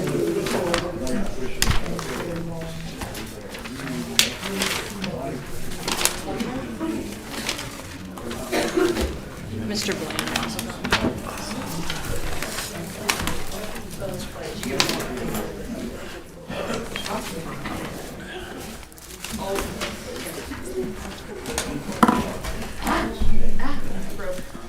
Oh, I didn't know anything about them.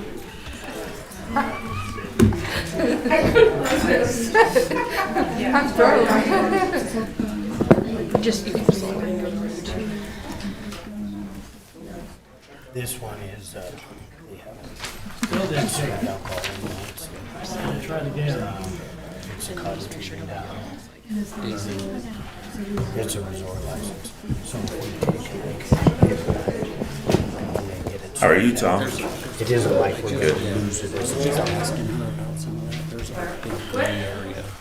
No, Aaron was not able to make it. So we can let them go on if we wanted to then to the county. What's that? We can let them continue on. No, No, we can't? Okay. no.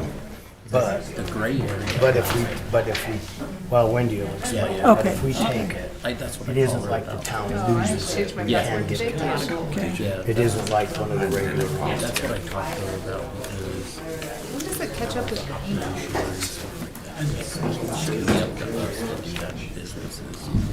I hate to.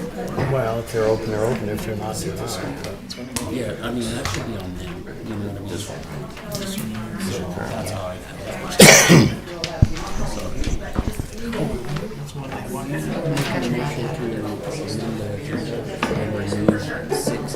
Is that because she wants that removed? Yeah, She well, asked can I about use that. this one for now? And then should I add that water stuff to the agenda under, or just No, deal because with it under it's just not gonna be public at all. water things? I don't think so. Don't we have to approve it tonight to go with public? We do? Let's ask Wendy. Wendy, do you have a moment? You're live too.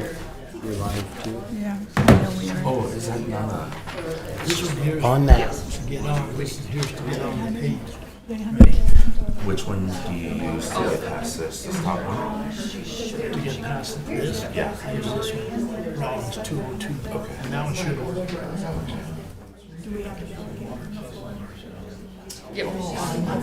That's just What I did.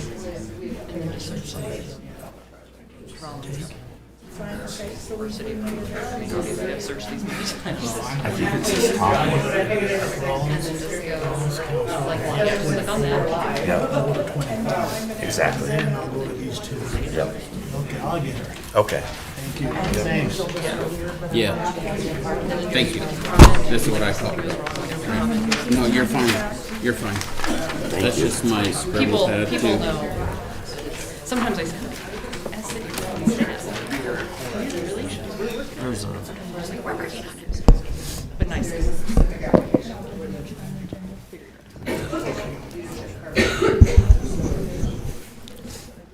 Everybody ready?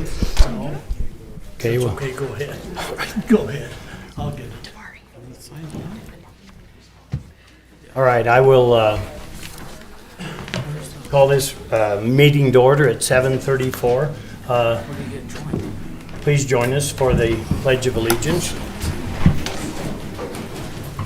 I pledge allegiance To the flag of the United States of America and to the republic for which it stands, one nation, under God, indivisible, with liberty and justice for all.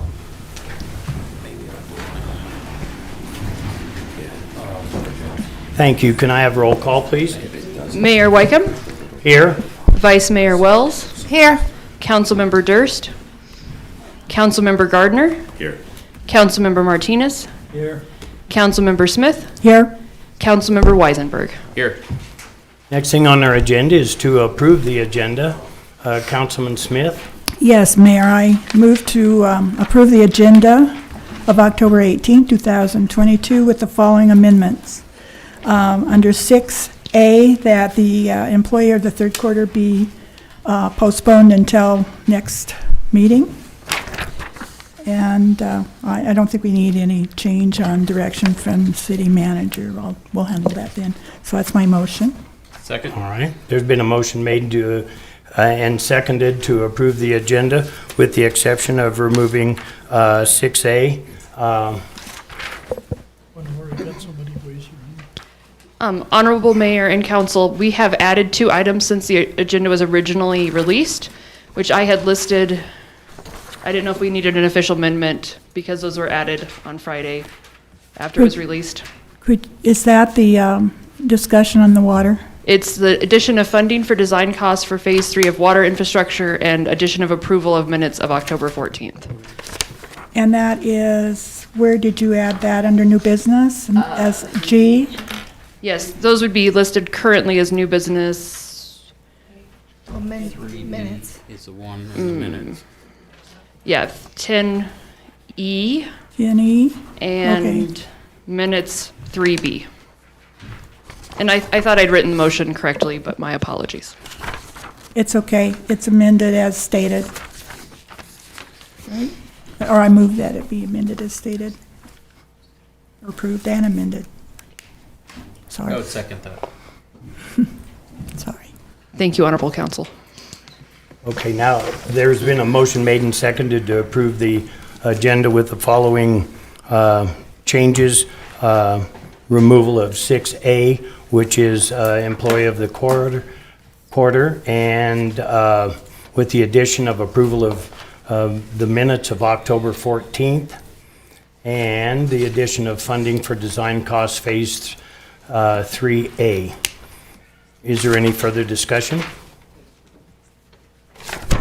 Sorry. Councilman Garner? Which one are we removing? 6A. Employer of the third quarter, the individual isn't able to make it, so we're punting it to next time. Is there any further discussion? Please open online voting.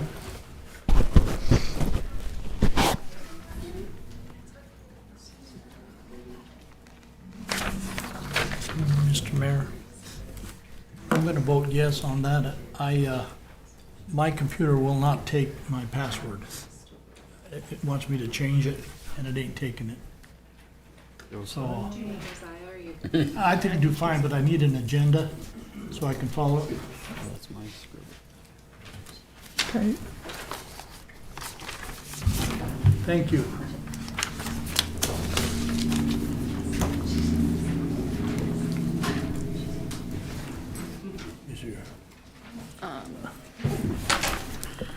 Online voting is closed and the motion carries with 5 yeas and Councilmember Gardner abstaining. And if you want, I'll explain that. I had surgery today, and because I was under general anesthesia, it's recommended to not make any business decisions with that. So I'll just abstain from voting for this evening. And just be for discussion. All right. Okay, next thing on our agenda is to approve some minutes. Vice Mayor Wells. I move to approve the City Council regular meeting minutes of October 4th, 2022 as presented. Second. There's been a motion made and seconded to approve the City Council regular meeting minutes of October 4th, 2022 as presented. Is there any discussion? Councilman Weisenberg? Just letting everybody know I'll abstain just due to absence from that meeting too. Okay. Is there any further discussion? Please open online voting.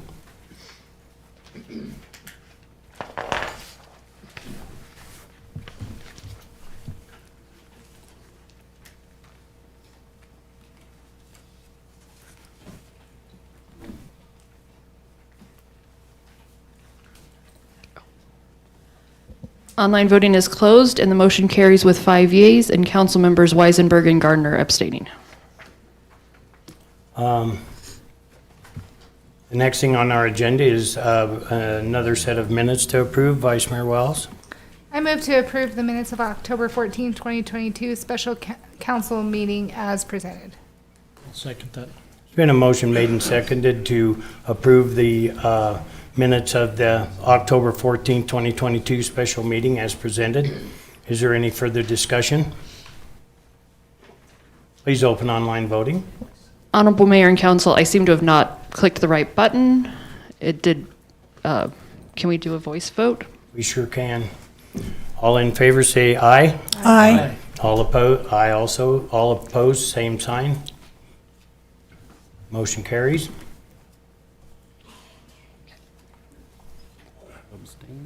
So the next thing on our agenda is a public hearing. I will open up a public hearing at this time. City of Rawlins Resort Liquor License Number 136, doing business as Rustic Mountain, determination of license violation, proposed revocation. Is there anybody here that would like to speak to that at this time? Yes, sir. Please come up front and you can stand at the podium, state your name and tell us what you want to say. Sure. My name is Philip Lewis. I'm the new general manager of the Days Inn Hotel. The owner couldn't be here today, couldn't travel due to a an injury he suffered. So I'm here on his behalf.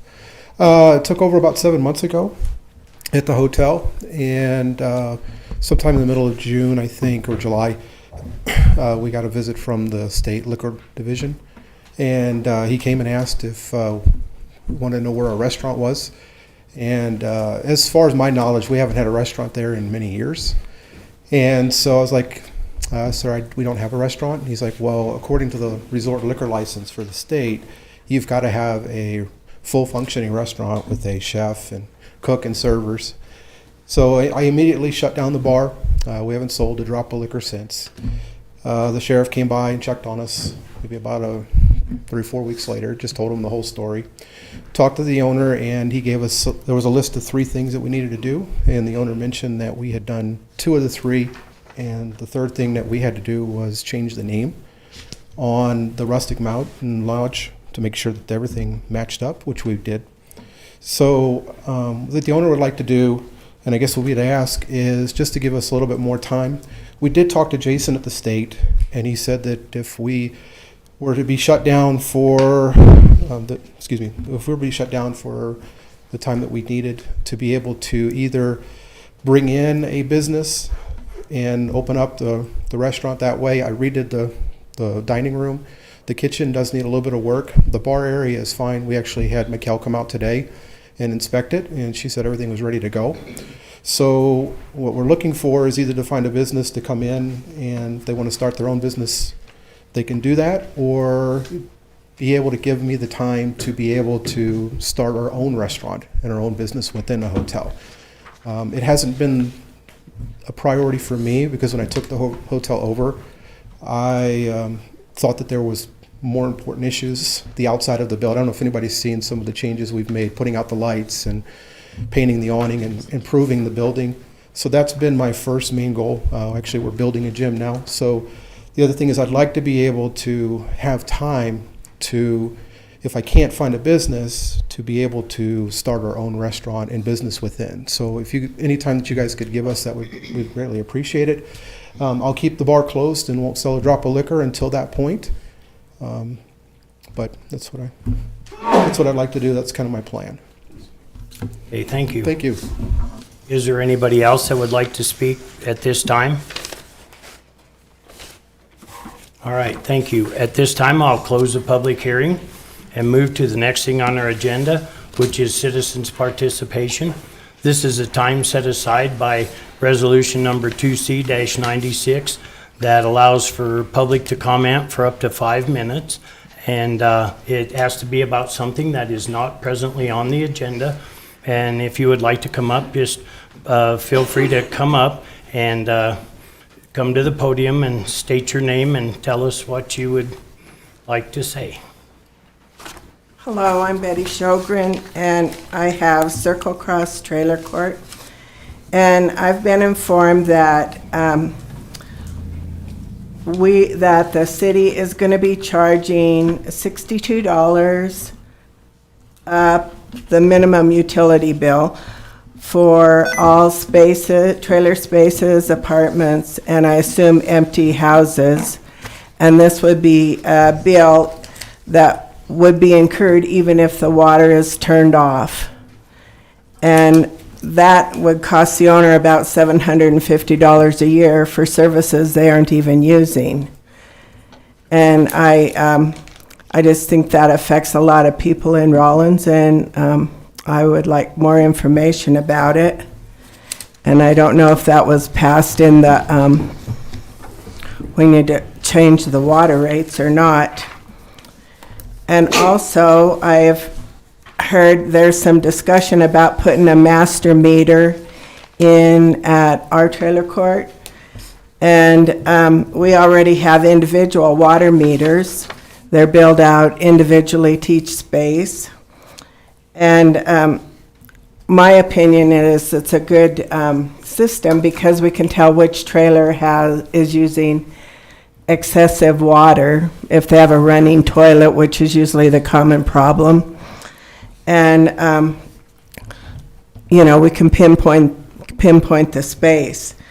And I wondered how master meter would affect the billing procedure and what happens with individual meters in the court.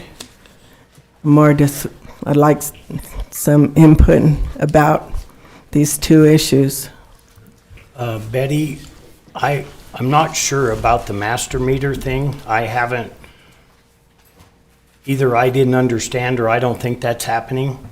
I believe the individual metering is the way to go. As far as having the water shut off and having a vacant lot there, if that is what's happening because of this rate increase, it wasn't probably an intended consequence. So I'm going to ask for a little bit of patience while we visit with the interim manager and see where we're at there, but definitely we'll get back with you Okay, as soon thank as you. possible. And thank you for speaking up. Thank you. On the master meter, when the water line enters your property, do you have a meter that counts for anything right at the curb back? Is that what the No, it master? just goes right down to each space. I see what you're saying, Yeah. so if there's a leak between that point to the trailer, you wouldn't know, correct? well, we're really on top of it quite a bit because we Right. have had leaks and we get the water turned off right away and get them corrected. Because Okay. there's been some, and we're on top of it. Okay, Is there any other questions or comments? thank you. Thank you, Betty. Okay, And we thank will you. look into that. Okay, thank you. Yep, thank you. Is there anybody else that would like to come up during this citizens' participation time? Going once? Twice? All right, we will move on to the next thing on our agenda, which is a proclamation. It's Childhood Cancer Awareness Week, and I will read the proclamation now. It's a City of Rawlins, Wyoming proclamation. Excuse me. Whereas the American Cancer Fund for Children and Kids Cancer Connection report cancer is the leading cause of death by disease among children in the United States. This tragic disease is detected in more than 16,000 of our nation's youth each year. And whereas 1 in 5 of our nation's children loses his or her battle with cancer, many infants, children, and teens will suffer from long-term effects of comprehensive treatment, including secondary cancers. An estimated 400,000 children and adolescents are diagnosed with cancer globally each year. And whereas, according to the CDC, cancer is the second leading cause of death in all age groups in the United States, according to the most recent data in 2020, with 602,350 deaths recorded, including childhood cancer, breast cancer, and so forth. And whereas in the past 20 years, from 2001 to 2020, cancer deaths rates decreased by 27%, and whereas research suggests that these downward trends in cancer deaths rates can be correlated to public awareness and prevention, including population changes in cancer risk factors, screening tests, use, diagnostic practices, and treatment advances. And whereas Ribbons of Hope, a local Carbon County nonprofit formed by members of our community, was formally established in 2014 with the mission of providing financial assistance to Carbon County residents diagnosed with childhood or other forms of cancer. And now therefore I, Terry L. Wycombe, Mayor of Rawlins, do hereby proclaim October 23rd through the 29th, 2022 as Childhood Cancer Awareness Week, and the month of October as Breast Cancer Awareness Month. We do have guests this evening. Thank you. Oh, good. A whole bunch of them. So Ribbons of Hope, please do come forward and read a special donation.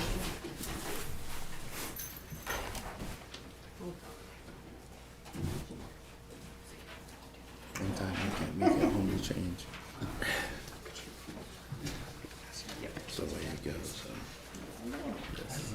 Okay. Ribbons of Hope helped me. I already signed it. It's just donation to you guys to raffle off. Thank you very much. Funds any way you can. Thank you Do you want to see what it looks like? We gotta show. Yes, please. We'll also show, talk into this. And you need to. I she just needs wanted to tell say us Ribbons her of Hope helped me when I had my cancer. And I can't run marathons or walk very well, but. That is beautiful. And this is, for those of you who don't know, this is Belina Grayswan, and she works in our Public Works Department. Awesome. It has the hearts and ribbons on it. kind of standing right in the way. You're taller than me. Mayor, if I could also have pleasure of the floor for a minute.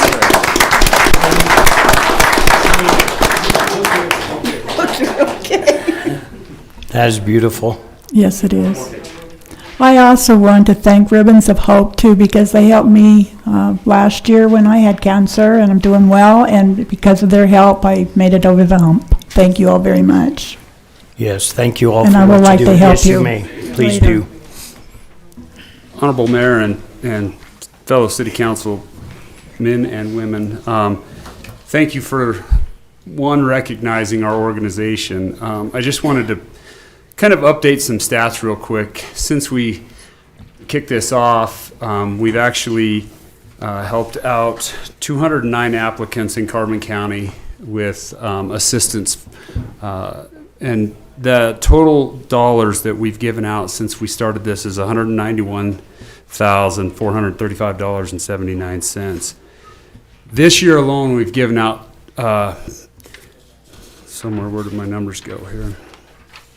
We've given out 37 grants for totaling $37,000. We are hosting our Turkey Trot, which is a 5K run walk. It's Thanksgiving morning. We're going to try and get it done early, and yes, I know it might be cold, but cancer doesn't stop when it's cold. We wanted to try something a little different this year, something unique. You know, we've done the Color Dash, we did the Fiesta 5K, and the city's always been gracious to support us in our endeavors as we do those fundraisers. In the past, we've been successful raising approximately $25,000 to $26,000 each time we hold one of these events. Predominantly, the funding comes from the sponsorship from local businesses that support what we're doing. And so we do appreciate the City Council and your support. We appreciate the support of the businesses.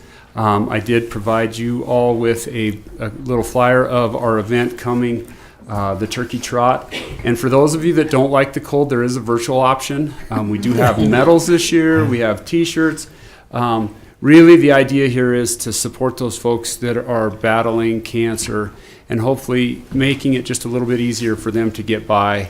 Our grants right now are $1,000 per qualified applicant, and it doesn't take much to qualify. It's just simply you fill out a simple application and you get a letter from your oncologist saying you're being treated for cancer.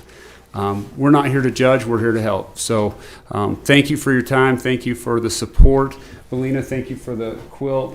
We actually have another quilt, or not a quilt, I'm not a sewer, you can tell.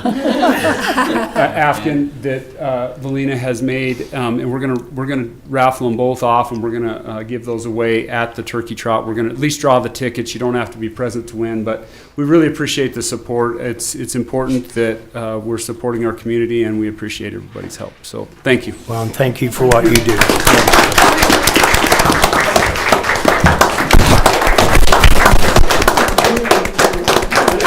I'd be remiss, this is the majority of my board. I think we're only missing one, or actually two.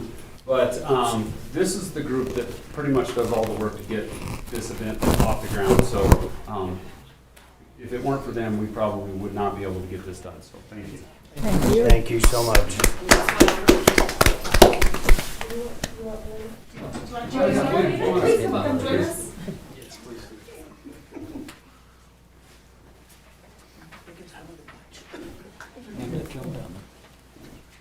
No, I'm not on their board. Thank you.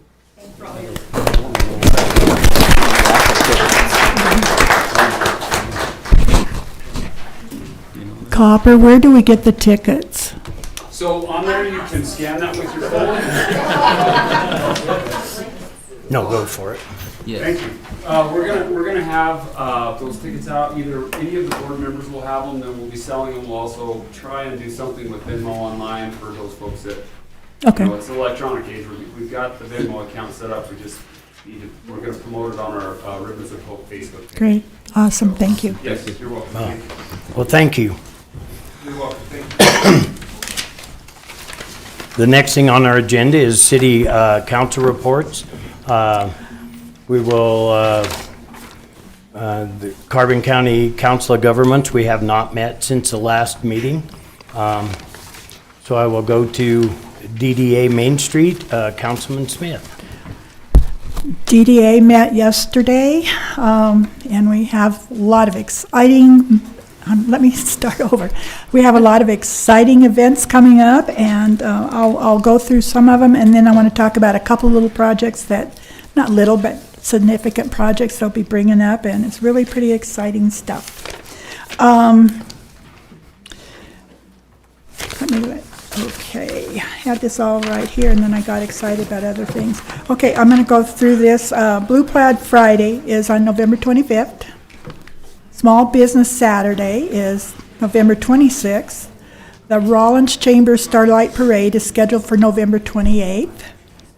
Rudolph Red-Nosed Christmas is Saturday, December 3rd. Kids Day in downtown is December 3rd. Breakfast with Santa is December 10th. Nutcracker performances is December 16th and 17th. And then not confirmed, but they're looking at having a kidpreneurs, men's night out, ladies' night out, the tug of war, and light up the night. So we're working on those to plug those into that agenda.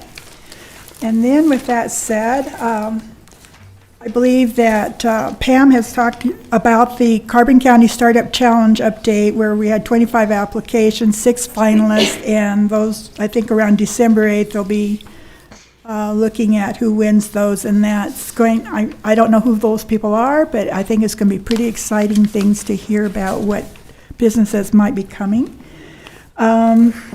We had Gyms of the Downtown finalized, and what we're working on is annual investment program for the DDA, where we have various levels of donations, and you can pick and choose basically the event and beautification project if you so choose, but most of the fundraiser will be for the Skyline Light project so we can get the lights in on the buildings downtown. So that's coming out with all the explanations, and I want to give a shout out to Sandra Dent for all her work on that.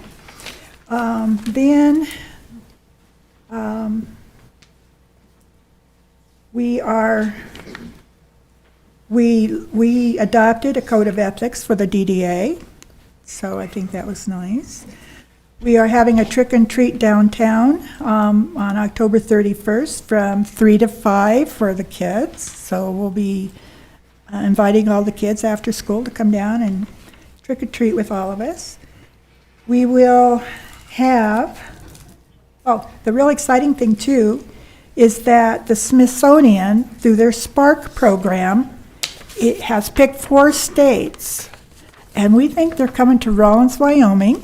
So we probably will get them, not the first year, but maybe the second or third year, but our own Steve Sanger, the president of DDA, and Mara, our county clerk, has been chosen to be in the Smithsonian exhibit, and that will go there no matter whether they come here or not. But keep your eyes peeled for information on this. It's pretty exciting, and it's a Smithsonian exhibit. So that's all the way from Washington, D.C., so that's fun. Then the thing I'm really excited about is that the design committee wanted to light up downtown Rawlins, or have a little Christmas at the Depot, basically. And so they're hoping to put together all the donations, some donations, so we can get all of these types of blowing up figures, so we can put together a little town or a little space for kids to come down and that folks could come over and see. And as we go along, if we can get enough this year, we'll expand it to other areas next year. But I think that is wonderful. It's community spirit, and I love it. We did a number of other things, but I think what's important for the council to know is that we're still working on the attaining the Ferguson building, and we're working with our attorney, and we're working with the county attorney to acquire that. There's just one or two little things we have to make sure in the chain of title that we'd get taken off and that kind of thing, and then we'll be able to move forward. So thank you. That's my report for tonight. Wow, you guys are busy people. Thank you for all that hard work. Next thing on the agenda is the Rawlins Planning Commission, Councilman Weisenberg. Yeah, we had a meeting that was postponed, I believe, till the 8th of November is the next meeting. There's a couple items on there, I believe. I haven't had a chance to sit down and go through it with everything going on. So I know there's a zone change on there, proposed zone change on there, and then I believe bylaws is going to be on there also. I'm not 100% sure, but. All right, thank you. Could I add something really quick? Yes. I'm sorry, I should have mentioned this too. I know Pam mentioned this, but I really want to give it a good plug. But President Ed Seidel from the University of Wyoming will be here on, like Pam said, October 26th from 5 to 7 at the Jeffrey Memorial Community Center. And they're going to be talking about Wyoming Innovation Partnership, which is a lot of, I think a lot of state agencies that come together and do a lot of partnering. It'd be about Carbon County Startup Challenge and Business Innovation Hub of Carbon County, which is doing excellent. And they'll have a representative of UW's Wyoming Migration Initiative will discuss research that led to planning for construction of the first I-80 wildlife overpass near Elk Mountain. And so I'm inviting everybody to come to that. So thank you all very much. All right, thank you. Next thing is Urban Systems Committee, Councilman Garner. We're still pending. November 14th at 1 p.m. is our next meeting. Okay, thank you. The next thing on our agenda is Fifth Penny General Purpose Tax and Amendment A report. And that will be given by Tom Sarvey. Thank you, Tom. Thank you, Honorable Mayor, members of the council. This year on the November 8th ballot will be the fifth penny tax that we have. It's a sales tax that is voted, I believe, every 4 years. 4 years. Is when that, and it's up, for this time for the overall, the fifth penny tax generates about $6 million for Carbon County. And the city, we get about, I think it's about 1/3 of that for about $2 million that it affects our budget.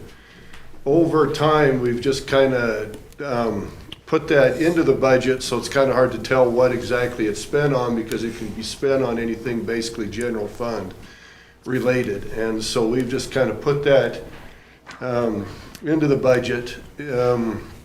And so each of the communities involved, like I said, throughout the county receive it, and they can kind of decide general fund wise how to spend that. So for us, a lot of that will go to help pay for police, fire, ambulance services, 911 support, parks, senior citizens, libraries, water. It goes to all those things within our budget.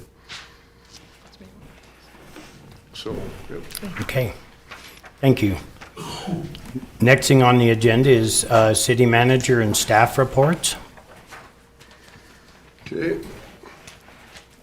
As far as the city manager report tonight, I've got several things that I would like to report. First off, the audit for the 2021 fiscal year has been completed, and they issued that report this morning. Yoo-hoo. So we can celebrate. I would like to point out that within that, it's a clean opinion that we got from the auditors. So something that I added this year is a transmittal letter within the audit report. So when you open it up, first thing you'll see is a transmittal letter that I've written to the council.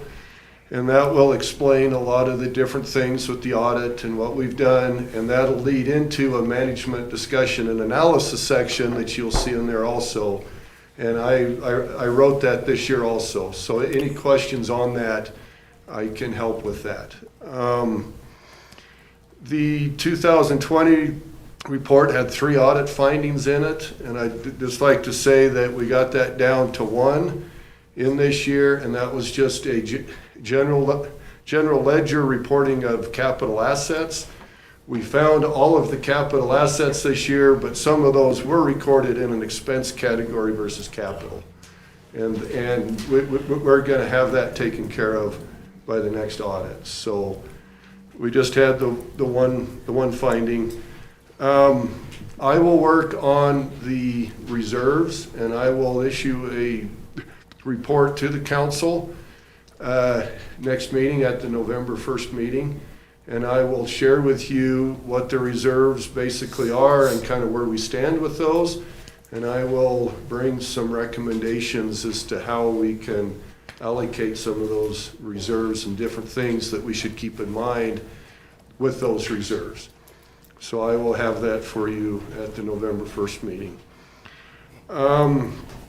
Yesterday, I completed the month-end financial reports for September, and I issued those, and they've been emailed, and I have those in your boxes.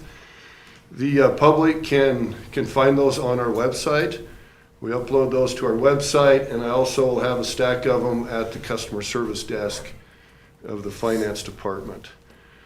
As far as our water goes, we met yesterday, and our tanks are at least 90% full, all 3. And so we've had time for the tanks to build, and I think we're in a really good position. So the water restrictions, lawn restrictions can be lifted at this point for the remainder of the year.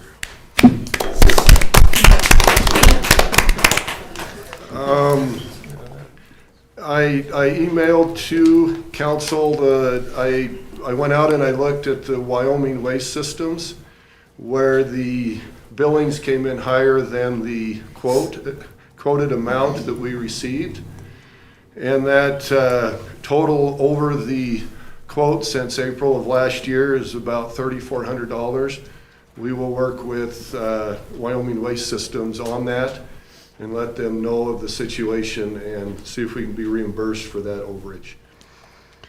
I wanted to report, and Cody reported at the work session about the street repairs on the south side.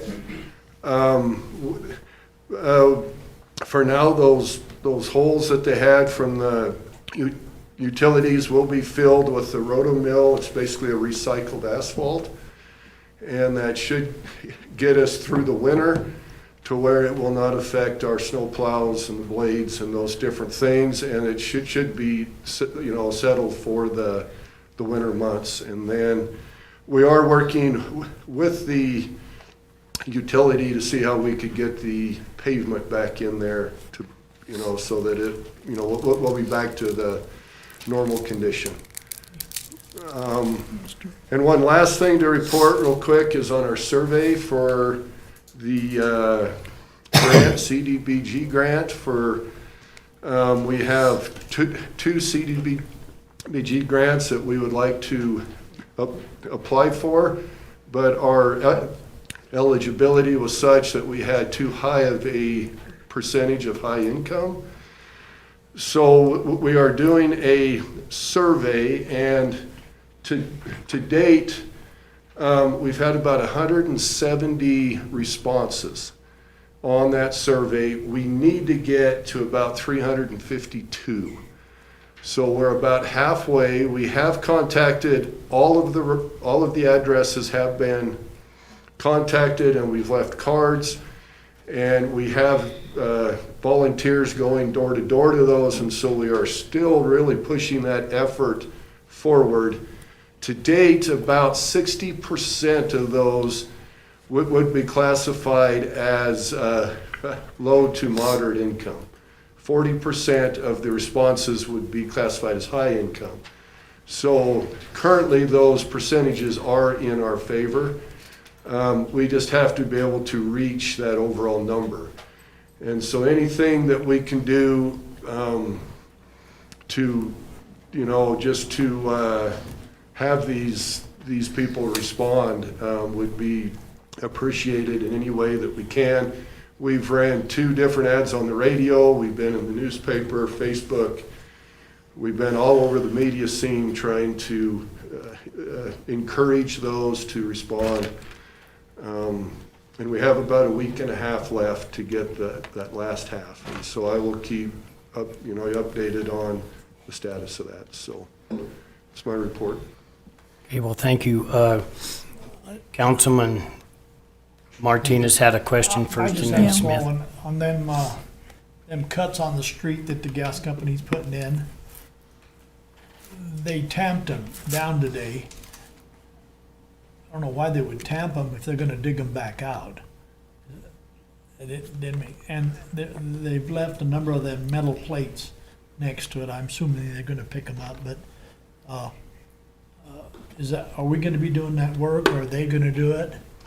Well, we're working with them as to who will actually put the pavement down. Okay. On that, if it will be the company or the city. Okay. And we are assuming that they would collect the plates, they're. And they're gonna reimburse us, correct, if we do the work? I believe that's correct. Yeah, if they pull a street cut permit to do it, then we would, basically, that's one thing we gotta figure out is who to bill if we do have to do it. But from the talks I had with the contractors out there, it sounded like they had somebody lined up already to do it. When they did the project, it was in the scope of work to have the asphalt put back. That's what I was Yeah. understanding, that the supervisor that was out there told me that they had a contractor gonna come in. Yes, yeah. That's the majority of the time when you do a project like that, it's a full scope and And he they're gonna wasn't- do it. I just wanted to just double check to make sure if we were, Well- had to help out in some way or. Spent about $1.5 million on them streets. Yeah. And it's important that they put them back the way they found them. Oh, absolutely, and that's, all the workers out there, they all were saying, we wanna put it back appreciate to that. better than what it was, so. Okay. They're pretty confident about what they were. And I thought they We're would just too, but- trying to stay in touch with them. Yeah, I thought they would too, but people call and they were Yeah. concerned about, Well, especially some of them that they almost block their driveways and stuff. Yeah, I know which ones appreciate you're talking that. about, yeah. Thank you for the work. Yep. Okay, thank you, Councilman Smith. Yes, I have a couple of items. I'd like to ask about the CDBG block grant. How many of those homes are vacant, do you know? Are we getting a large number of vacancies? 60 of them were vacant, and they selected 19 businesses. Okay. And so the businesses were replaced with different addresses. Okay. But the vacant, to my knowledge, will not be It won't be counted. replaced with a new address. So Okay. that'll have to go into the non-response. Okay. I believe, I'd like to address the Sjogren's issue about paying for vacant, or vacancies paying for water utilities. Could I have you look into that? I think it's an unintended consequence of what we passed. We weren't aware of it, and I'm glad that somebody came in and visited with us about it. So I really think it's not fair to be charging, particularly when you have rentals and you're not renting them. It just makes, you're not going to recoup that money. So I think that if you could check into that, Tom, and bring it back to us for action or something, I would Sure. appreciate it. Be happy to. Okay, and then I think we talked about needing money for the, I think that's already on the agenda though, isn't it? We put that on the agenda. I'm sorry. I'll wait for that. Thank you. Just a moment. She had her hand up first. Sorry, I misspoke. I lumped them together in my mind as businesses and vacancies. There was a total of 59 altogether that we couldn't get responses to, but there was 40 vacancies and 19 businesses. I apologize about that. Okay, thanks for the clarification. Councilman Martinez? I just had a question. I have 3 houses that I rent. If they're empty, does that mean that you don't charge me the $12 and the landfill fee and the whole works for my buildings that are empty? Or I've been paying them. I pay them all the time, whether they're empty or not. Are we gonna make a special rule just to say that certain people don't have to pay and others do? Do you have your water shut off? No. These are things we need to talk about. They need to be discussed. Yeah. I was just throwing that out there. I don't have a problem with it, but there's a difference between 3 houses and 10 mobile homes, and I understand that. But I just wondered if my house is down for 6 months, do I have to pay the water and the landfill and the works? Okay, I'll look into that. Okay, thank you. Yep. Alrighty, thank you, Tom. Next thing on our agenda is city attorney report. Thank you, Mayor, Council. I have several updates on ordinances. The training process for the TIPS training, I've updated draft and sent it to the police department for review. I expect to have that brought before the council at the next meeting. I am doing an update to the nuisance abatement ordinance, which is a rather large undertaking, but my goal is to shorten and streamline the process while still keeping property rights intact and not violate those, obviously. I'm still working on the tattoo and body piercing ordinance. I got a draft liquor delivery ordinance that I sent out to the council, I think last week. If you have any input for that, please let me know. If not, I'll go ahead and put it on the council for next meeting as well. I am conducting an MOU discussion with the county for the snow removal. We do that every year, and it's obviously time to do that again. And we're coming up on that time of year when all of our contracts are either expiring or renewing, so I basically have a bunch of contracts sitting on my desk right now. But that's all I have to report at this time. Thank you. All right, thank you. Next thing on our agenda is direction from city council to the city manager or city attorney. Does anybody have anything they would like to bring forward? Councilman Weisenberg? I just want to say thank you to the city of Rawlins and also the city council for having my family in your thoughts and prayers. It's very nice and appreciative of it in a tough time like I've been dealing with. So I really do appreciate it, and thank you all from staff too. Councilman Garner?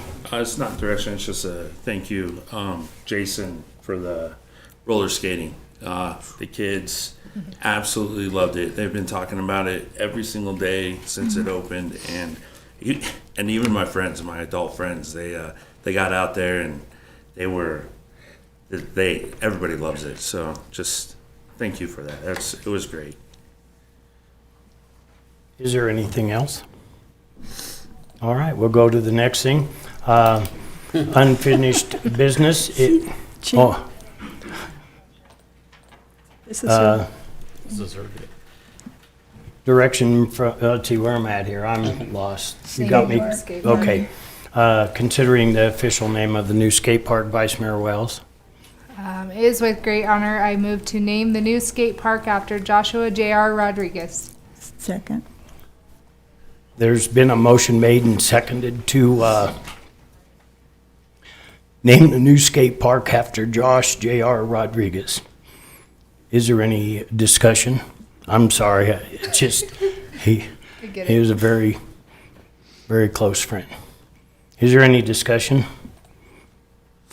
Please open online voting. I'm glad you got to do that.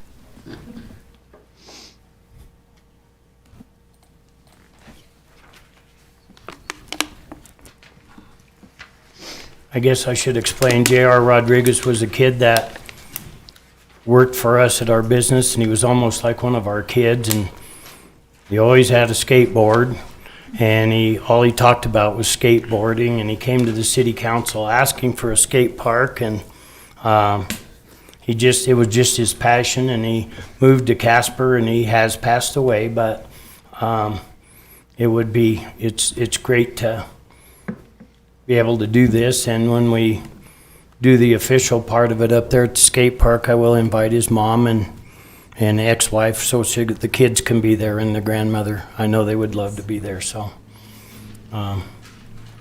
depending upon how this vote comes out, of course. Did we not vote? Yeah. Yes, online voting is closed and the motion carries with 5 yeas and 1 abstaining of Councilman Gardner. All right, thank you. That's awesome. Thank you, everybody. Next thing on our agenda is new business, approve a dangerous building fund expenditure. I would entertain a motion. Vice Mayor Wells. I move to encumber up to $10,000 of appropriated dangerous building funds to partner with the Wyoming Association of Municipalities and the City of Cheyenne to craft and assess legislative options for abatement bills to be presented to the Wyoming State Legislature. Do I hear a second? Second. There's been a motion made and seconded to encumber up to $10,000 of appropriated dangerous building funds to partner with the Wyoming Association of Municipalities and City of Cheyenne to craft and access legislative options for abatement bills to be presented to the Wyoming State Legislature.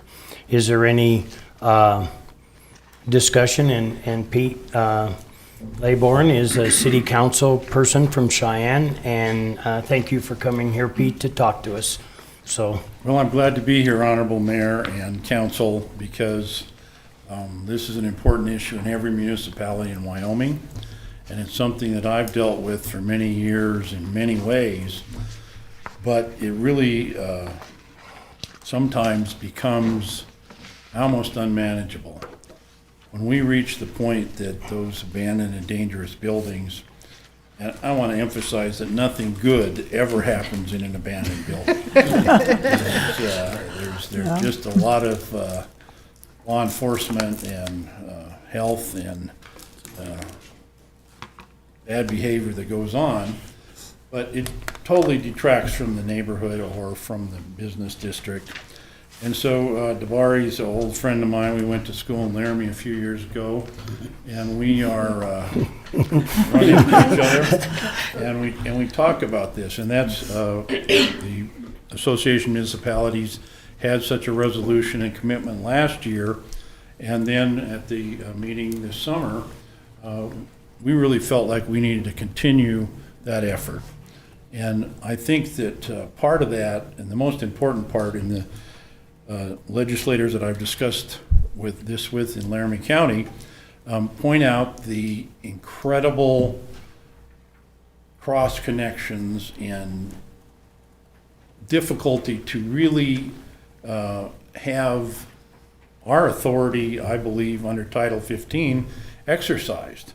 I mean, it's there, but it's impossible to get the action. So we believe that we need a really thorough legal analysis of the whole problem in the state of Wyoming so that we can communicate to councils like you, so that we can communicate to our legislators, and we can certainly communicate to our council, because this is just such an eternal problem. And it really is something that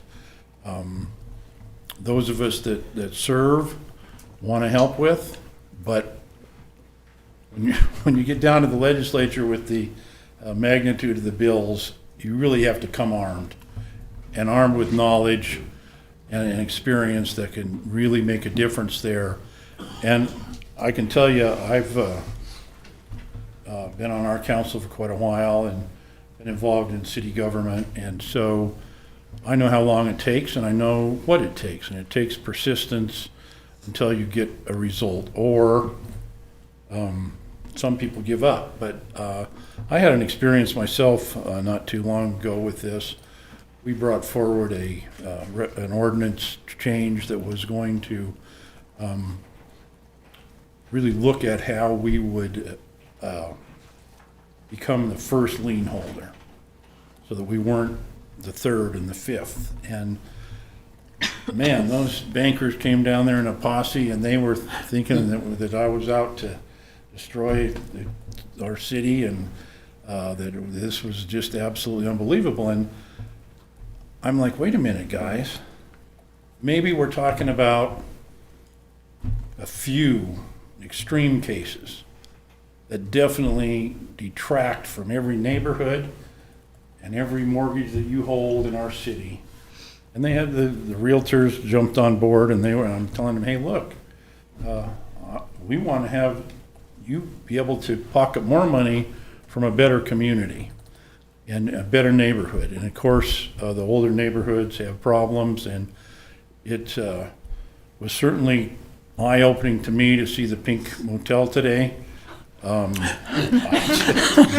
magnitude of that problem is something that we need to bring to the attention of, I think, our state, and find federal resources. I mean, it's just beyond the capacity of your budget. I thoroughly understand. So I think we've got agreement here from the city attorney that this is an approach that can be effective, and we won't be doing anything until the Association of Municipalities commits.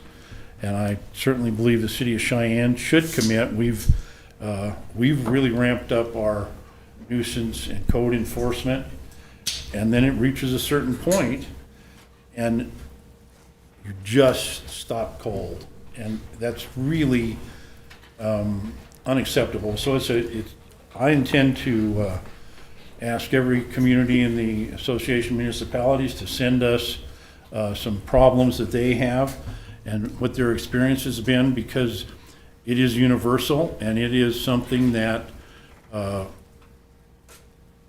is a statewide problem, and it needs a statewide solution. And I'm not, I live a few blocks away from the state capitol, and I've been up there before, and I'm certainly not shy about doing that again and seeking others' help. So if the Association of Municipalities is serious about it, let's make the commitment and begin to do that. And I certainly don't suggest that we'd have to have someone that was, or a group of attorneys that were really qualified and sort through that, and we'd have to do it now. I think that that's not out of the question, but however long and rugged the trail is, this is unacceptable, and I would really appreciate your support to make Rawlins a leader in the state of Wyoming in this problem, because it is something that certainly my experience today showed me, made me want to dig in a little harder, because the bankers are absolutely wrong on this. We are not going to harm their business, and when you're dealing with mortgages that were transferred who knows where with who knows who, in foreign country, I mean, it's really important that we protect our cities. And so I appreciate your support, and I think we can continue to communicate, and I'm glad to visit and see how you do things. It's always interesting. And I had a great trip over here looking out across the state of Wyoming and relaxing a little bit, and Wyoming's worth it, and we really need to acknowledge that those municipalities are the strength of our state, and they need to be able to operate in an intelligent manner and deal with the problems that come up. And you can't just, it's unacceptable to say we can't, because we can, and we must. And I'm sure you all have those experiences as well, where you're dealing with these people that are going, can't you help? Can't you act? And you have to tell them, no, we can't, because we don't have the funds, we don't have the authority, and it'll just have to sit there and rot. So you can tell I'm pretty excited about it, and I'm glad I came, and I appreciate your help, and I'll be in Cheyenne and ready to do everything I can to deal with this problem. Thank you, Pete. Councilman Weisenberg was first. Yeah, I just want to say, Pete, thank you very much for keeping this active. Wham, you pushed for the resolution to be brought back forth after it had already passed the year before. And the conversations that I had with you and with Councilman Martinez and stuff at Wham, and it is an eye-opener, and I'd be honored to say, I know what I would say is my decision on this is I would love to partner with Wham and the city of Cheyenne on this. So honestly, you have my vote for this. Thank you. Councilman Smith? Yes, I too would like to support the motion, and I believe that we can take the 10,000 out of the abandoned building fund that we have, and 10,000 is decimal dust in that account. So thank you. I concur. Councilman Martinez? Councilman Laybourne, I want to thank you for coming down, and I appreciate working with you over these years. Not only have we looked at the pink building, we've looked at 3 buildings or properties on Ward 1 that are sitting there empty, that don't belong to anybody but people from out of town. That we need to figure out a way how to address this so that they come forward and work with the city and get them cleaned up. And I thank you again for coming to Rawlins. Well, knowledge is power, and we need knowledge, some very specific legal knowledge about how this difficult situation exists, and then we need to advocate to those people that don't understand what they need to understand about building and maintaining our Wyoming communities. So thank you very much. Yeah, thank you. You had something, Wendy? I would just recommended that, or request that I be allowed to explain a little bit, so that maybe the public understands what we're trying to do. Yeah, please and the do. Reason. So right now, the way it stands is that municipal codes can be written and enforced by municipalities under Title 15 of the state statutes. The problem with that is that the county is under a different set of statutes that are not commensurate with the municipalities. So under our statutes, it says that we have the ability to charge abatement costs as what is called a special assessment. And a special assessment at the county level is the same as your property taxes and your county taxes. We can, without charging a special assessment, we can put a lien on a property for abatement costs. The problem with that is that we're just like any other lien holder, and we go to the bottom of the stack of liens. So if the property is sold off or it's transferred, all of the liens put on it ahead of us get paid out first, and 90% of the properties we're talking about, the city would never recoup those abatement costs because the property is not worth enough to make it down to that bottom lien holder.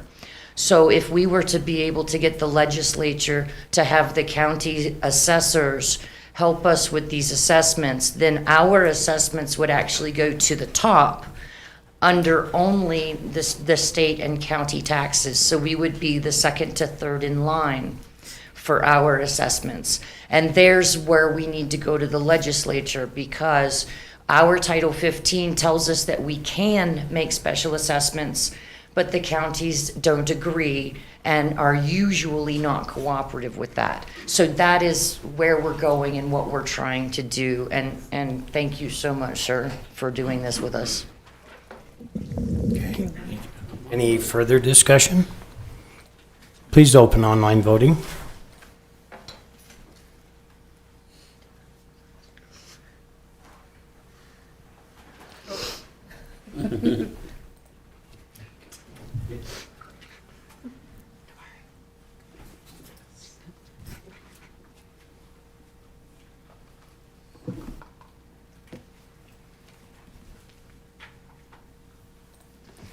Online voting is closed and the motion carries with 5 yeas and Councilmember Gardner abstaining. All right, thank you. Next thing on our agenda is accounts payable. Councilman Smith. Yes, I move to approve the accounts payable register for the period of September 17th, 2022 to October 7th, 2022 in the amount of $524,882.88. Do I hear a second? Second. There's been a motion made and seconded to approve the accounts payable register for the period of September 17th, 2022 to October 7th, 2022 in the amount of $524,882.88. Is there any further discussion? Hearing none, please open online voting.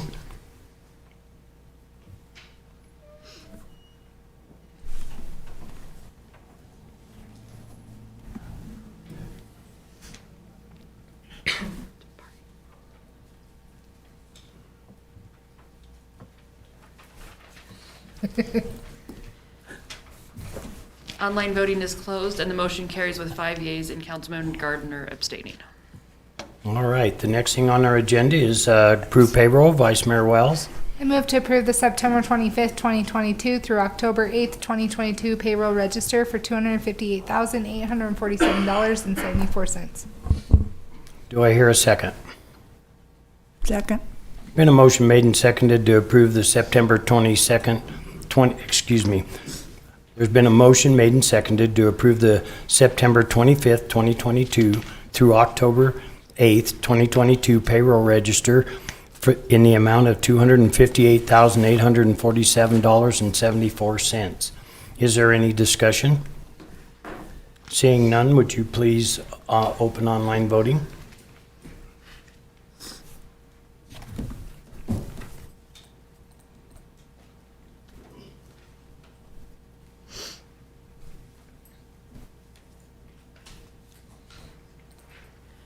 Online voting is closed and the motion carries with 5 yeas and Councilmember Gardner abstaining. All right, thank you. Next thing on our agenda is the City of Rawlins Resort Liquor License. I would entertain a motion.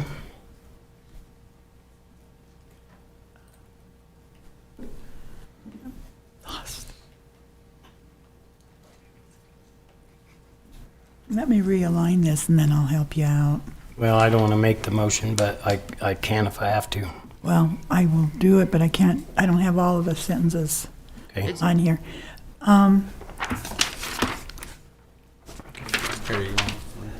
Yeah, could I read yours? Mine is crazy. Yes, I move the governing body of the City of Rawlins, pursuant to the local licensing authority, moves to revoke the City of Rawlins Resort Liquor License number 136 NIRAA Hospitality Y LLC DBA Rustic Mountain for license discrepancies, including mandatory operation of a restaurant as well as food service and business name inconsistencies. Do I hear a second? I'll second that. Been a motion made and seconded that the governing body of the City of Rawlins, Wyoming, pursuant to its local licensing authority, moves to revoke the City of Rawlins Resort Liquor License number 136, NIRAA Hospitality WY LLC DBA Rustic Mountain for license discrepancies, including mandatory operation of a restaurant, as well as food service and business name inconsistencies. Is there any discussion? And would you like to address this, Wendy? Yes, sir. I finally got into contact with the owner. I believe his name is pronounced Mitul. He has fixed the naming and food licensing issues. The only remaining issue to be considered today for revocation is that a resort liquor license requires a restaurant. He meets all other requirements of a resort to get the license. He was in, on the 13th of July, the city sent out a letter with these 3 issues and gave 90 days to correct those issues. As of the end of the 90 days, which was October 11th, there was still not a restaurant, and I actually had not been informed of the changes and updates to the paperwork. On October 12th, I sent by certified mail and hand delivery to the business the fact that there had been no compliance, and that due to the fact that they were still not in compliance, that it had to be heard in front of the council for revocation. I did hear from Mr. Matul today, and he explained that he did fix the paperwork, and as you heard the gentleman earlier, the paperwork's been finished. And according to Mr. I'm sorry, his first name is Matul, his last name is Rao, I believe. He has done all of those things. He's had trouble, obviously, like several businesses have, getting people to come in and work to keep a restaurant open. I did some research at the request of one of the council members, and by the letter of the statute, there simply has to have and include a restaurant and a convention facility. Councilman Smith? I'd like to ask legal counsel, can't we just ask them to park this license? It's a resort license, and if he parked it, he has up to 1 year to come back in and unpark it? That is a true statement. And we would not be revoking his ability to make money in his business, so that's what I would like to suggest. That's exactly what I was gonna ask. So would one of you make a motion with that amendment? Yes, I would do an amendment to the motion to say that we would park the liquor license number 136 for up to 1 year. And, okay, up to 1 year. And I would second that too.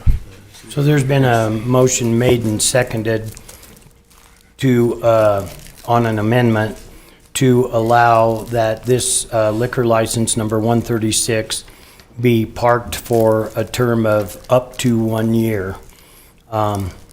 Is there any discussion on the amendment? I just have a question. Is that paperwork? What would that entail for these people?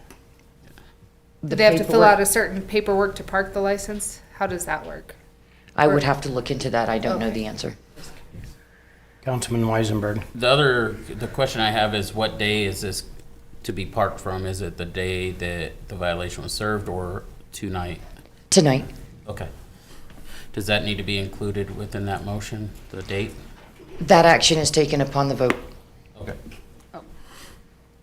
So we're voting on the amendment to the original motion first. Is there any further discussion to that? I'm sorry, Mayor, we're doing the amendment first, okay? Is that Correct. right? Correct. Okay, thank you. I heard that wrong. So if there is no further discussion, then please open online voting.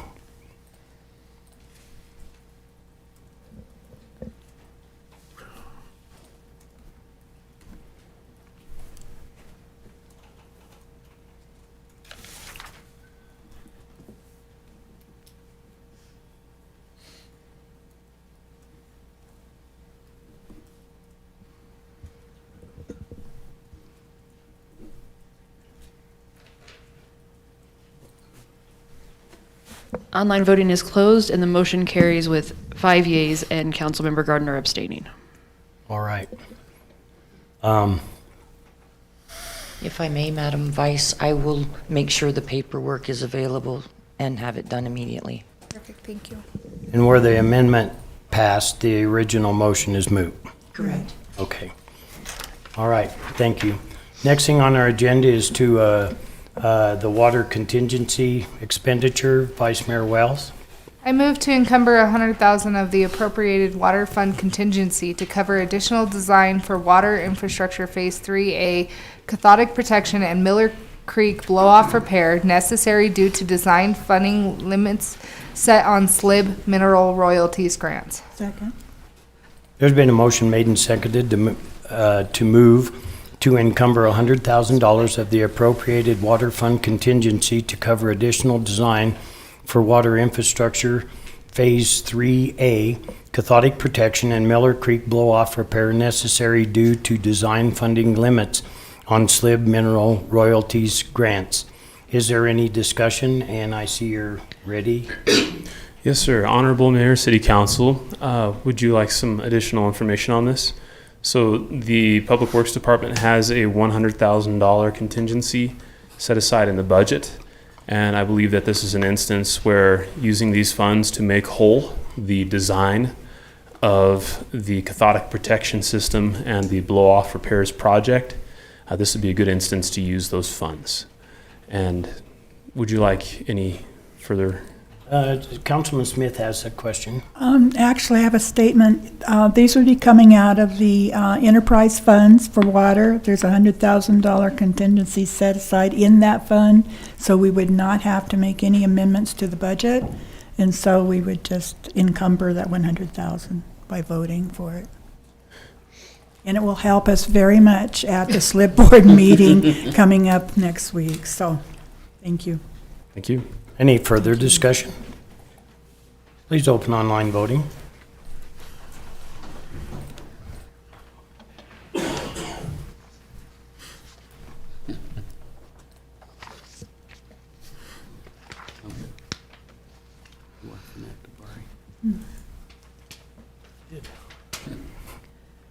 Online voting is closed and the motion carries with 5 yeas and Councilmember Gardner abstaining. All right, thank you. The next thing on our agenda is designation of the discussion of designation of funds from Wyoming Community Gas. It appears that we have $10,309.33 this year. Councilman Garner? I was thinking about the item that Lynn had brought up a while ago about this resading for the community. And I don't know if maybe this might help that effort. I'm sorry, the what? Reseeding of the water Oh, from yeah, grass. grass And then seed. Maybe we could utilize that to Utilize help some some of of that. that. Yeah. One of the problems with that is Wyoming Gas Company, when they donate this kind of money to communities, they like to have a picture of what they've helped build, and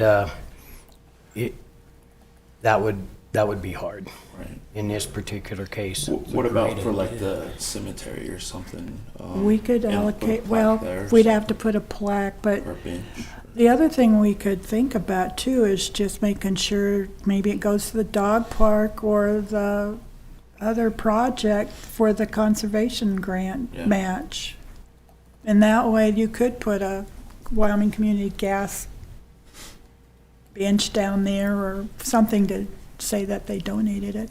And I couldn't think of any other projects except to finish up the downtown loud system, what do you call it, sound system? Sound system. So I think there's other things that we can do with that if that's a project we can think about. But I don't have any other suggestions. I would kind of like to bring this up at the next meeting and give us some time to think about what, for $10,000, could we do that would wow the Wyoming Gas Company to make them feel really good about giving us the money. And if everybody's okay with that, I think that's what I'd like to see happen. It's a great idea. I just was gonna ask, and probably not the greatest time, I probably should ask back in, city manager, but I know when the chamber got that money for the Star, right? It was in the works to get that money back because the repairs was not done. Could we discuss that in executive session? I think it would be more appropriate at this time. Okay, so let's, Mr. Mayor, yes. I would make a motion that we postpone this to our next meeting to give us a chance to think about where we'd like to take I this. think it's just discussion anyway. Yeah, it's just a discussion item anyway, so That's right. Vice Mayor Wells? Can I just throw out another suggestion? I know that the ball fields are in desperate need of repair. Yeah. And they're trying hard. $10,000 would probably go a long way in one of those Yeah. ball fields, so. It's a good project. Let's just hang on, and then everybody bring their best idea to the next meeting. What do you think? Is that okay with you? Is that okay with you? And thank How you for about you, thinking. Linda? Yes, I'm on How board. about you? Yep. Daryl? Okay, Thank so you that's for what we're thinking gonna of that do. seating program. That's awesome, actually, yeah. The next thing is executive session. This has been really a good meeting, workshop and meeting, and I really appreciate everybody's positive attitude and hearing about, a refresher on what's all happened in the last year. It seems like it has been 5 years, but so much has gotten done. I'm just so darn proud of everybody. And Vice Mayor Wells. I move to go into executive session at 8:52 PM per Wyoming Statute 16-4405 to consider or receive any information classified as confidential by law, and to consider or receive any information classified as confidential by law, and to consider the appointment, employment, right to practice, or dismissal of a public officer, professional person, or employee, or to hear complaints or charges brought against an employee, professional person, or officer, unless the employee, professional person, or officer requests a public hearing. The governing body may exclude from any public or private hearing during the examination of a witness any or all other witnesses in the matter being investigated. Following the hearing or executive session, the governing body may deliberate on its decision in executive session. Is there a second? Second. Been a motion made and seconded to go into executive session. Is there any discussion? Please open online voting. It's just gonna go. Dabari's got it down. Or the pin raise. He showed me how inner signal here. Online voting is closed and the motion carries with 5 yeas and Councilmember Gardner abstaining.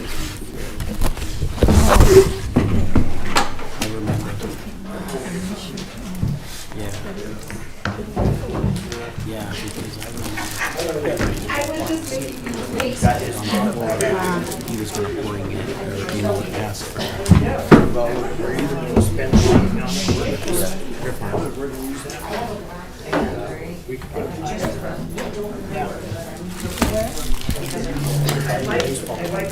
I think that's a great idea, especially how they want to bring it on a little league. You stay. Oh, no, you're trying. They're working.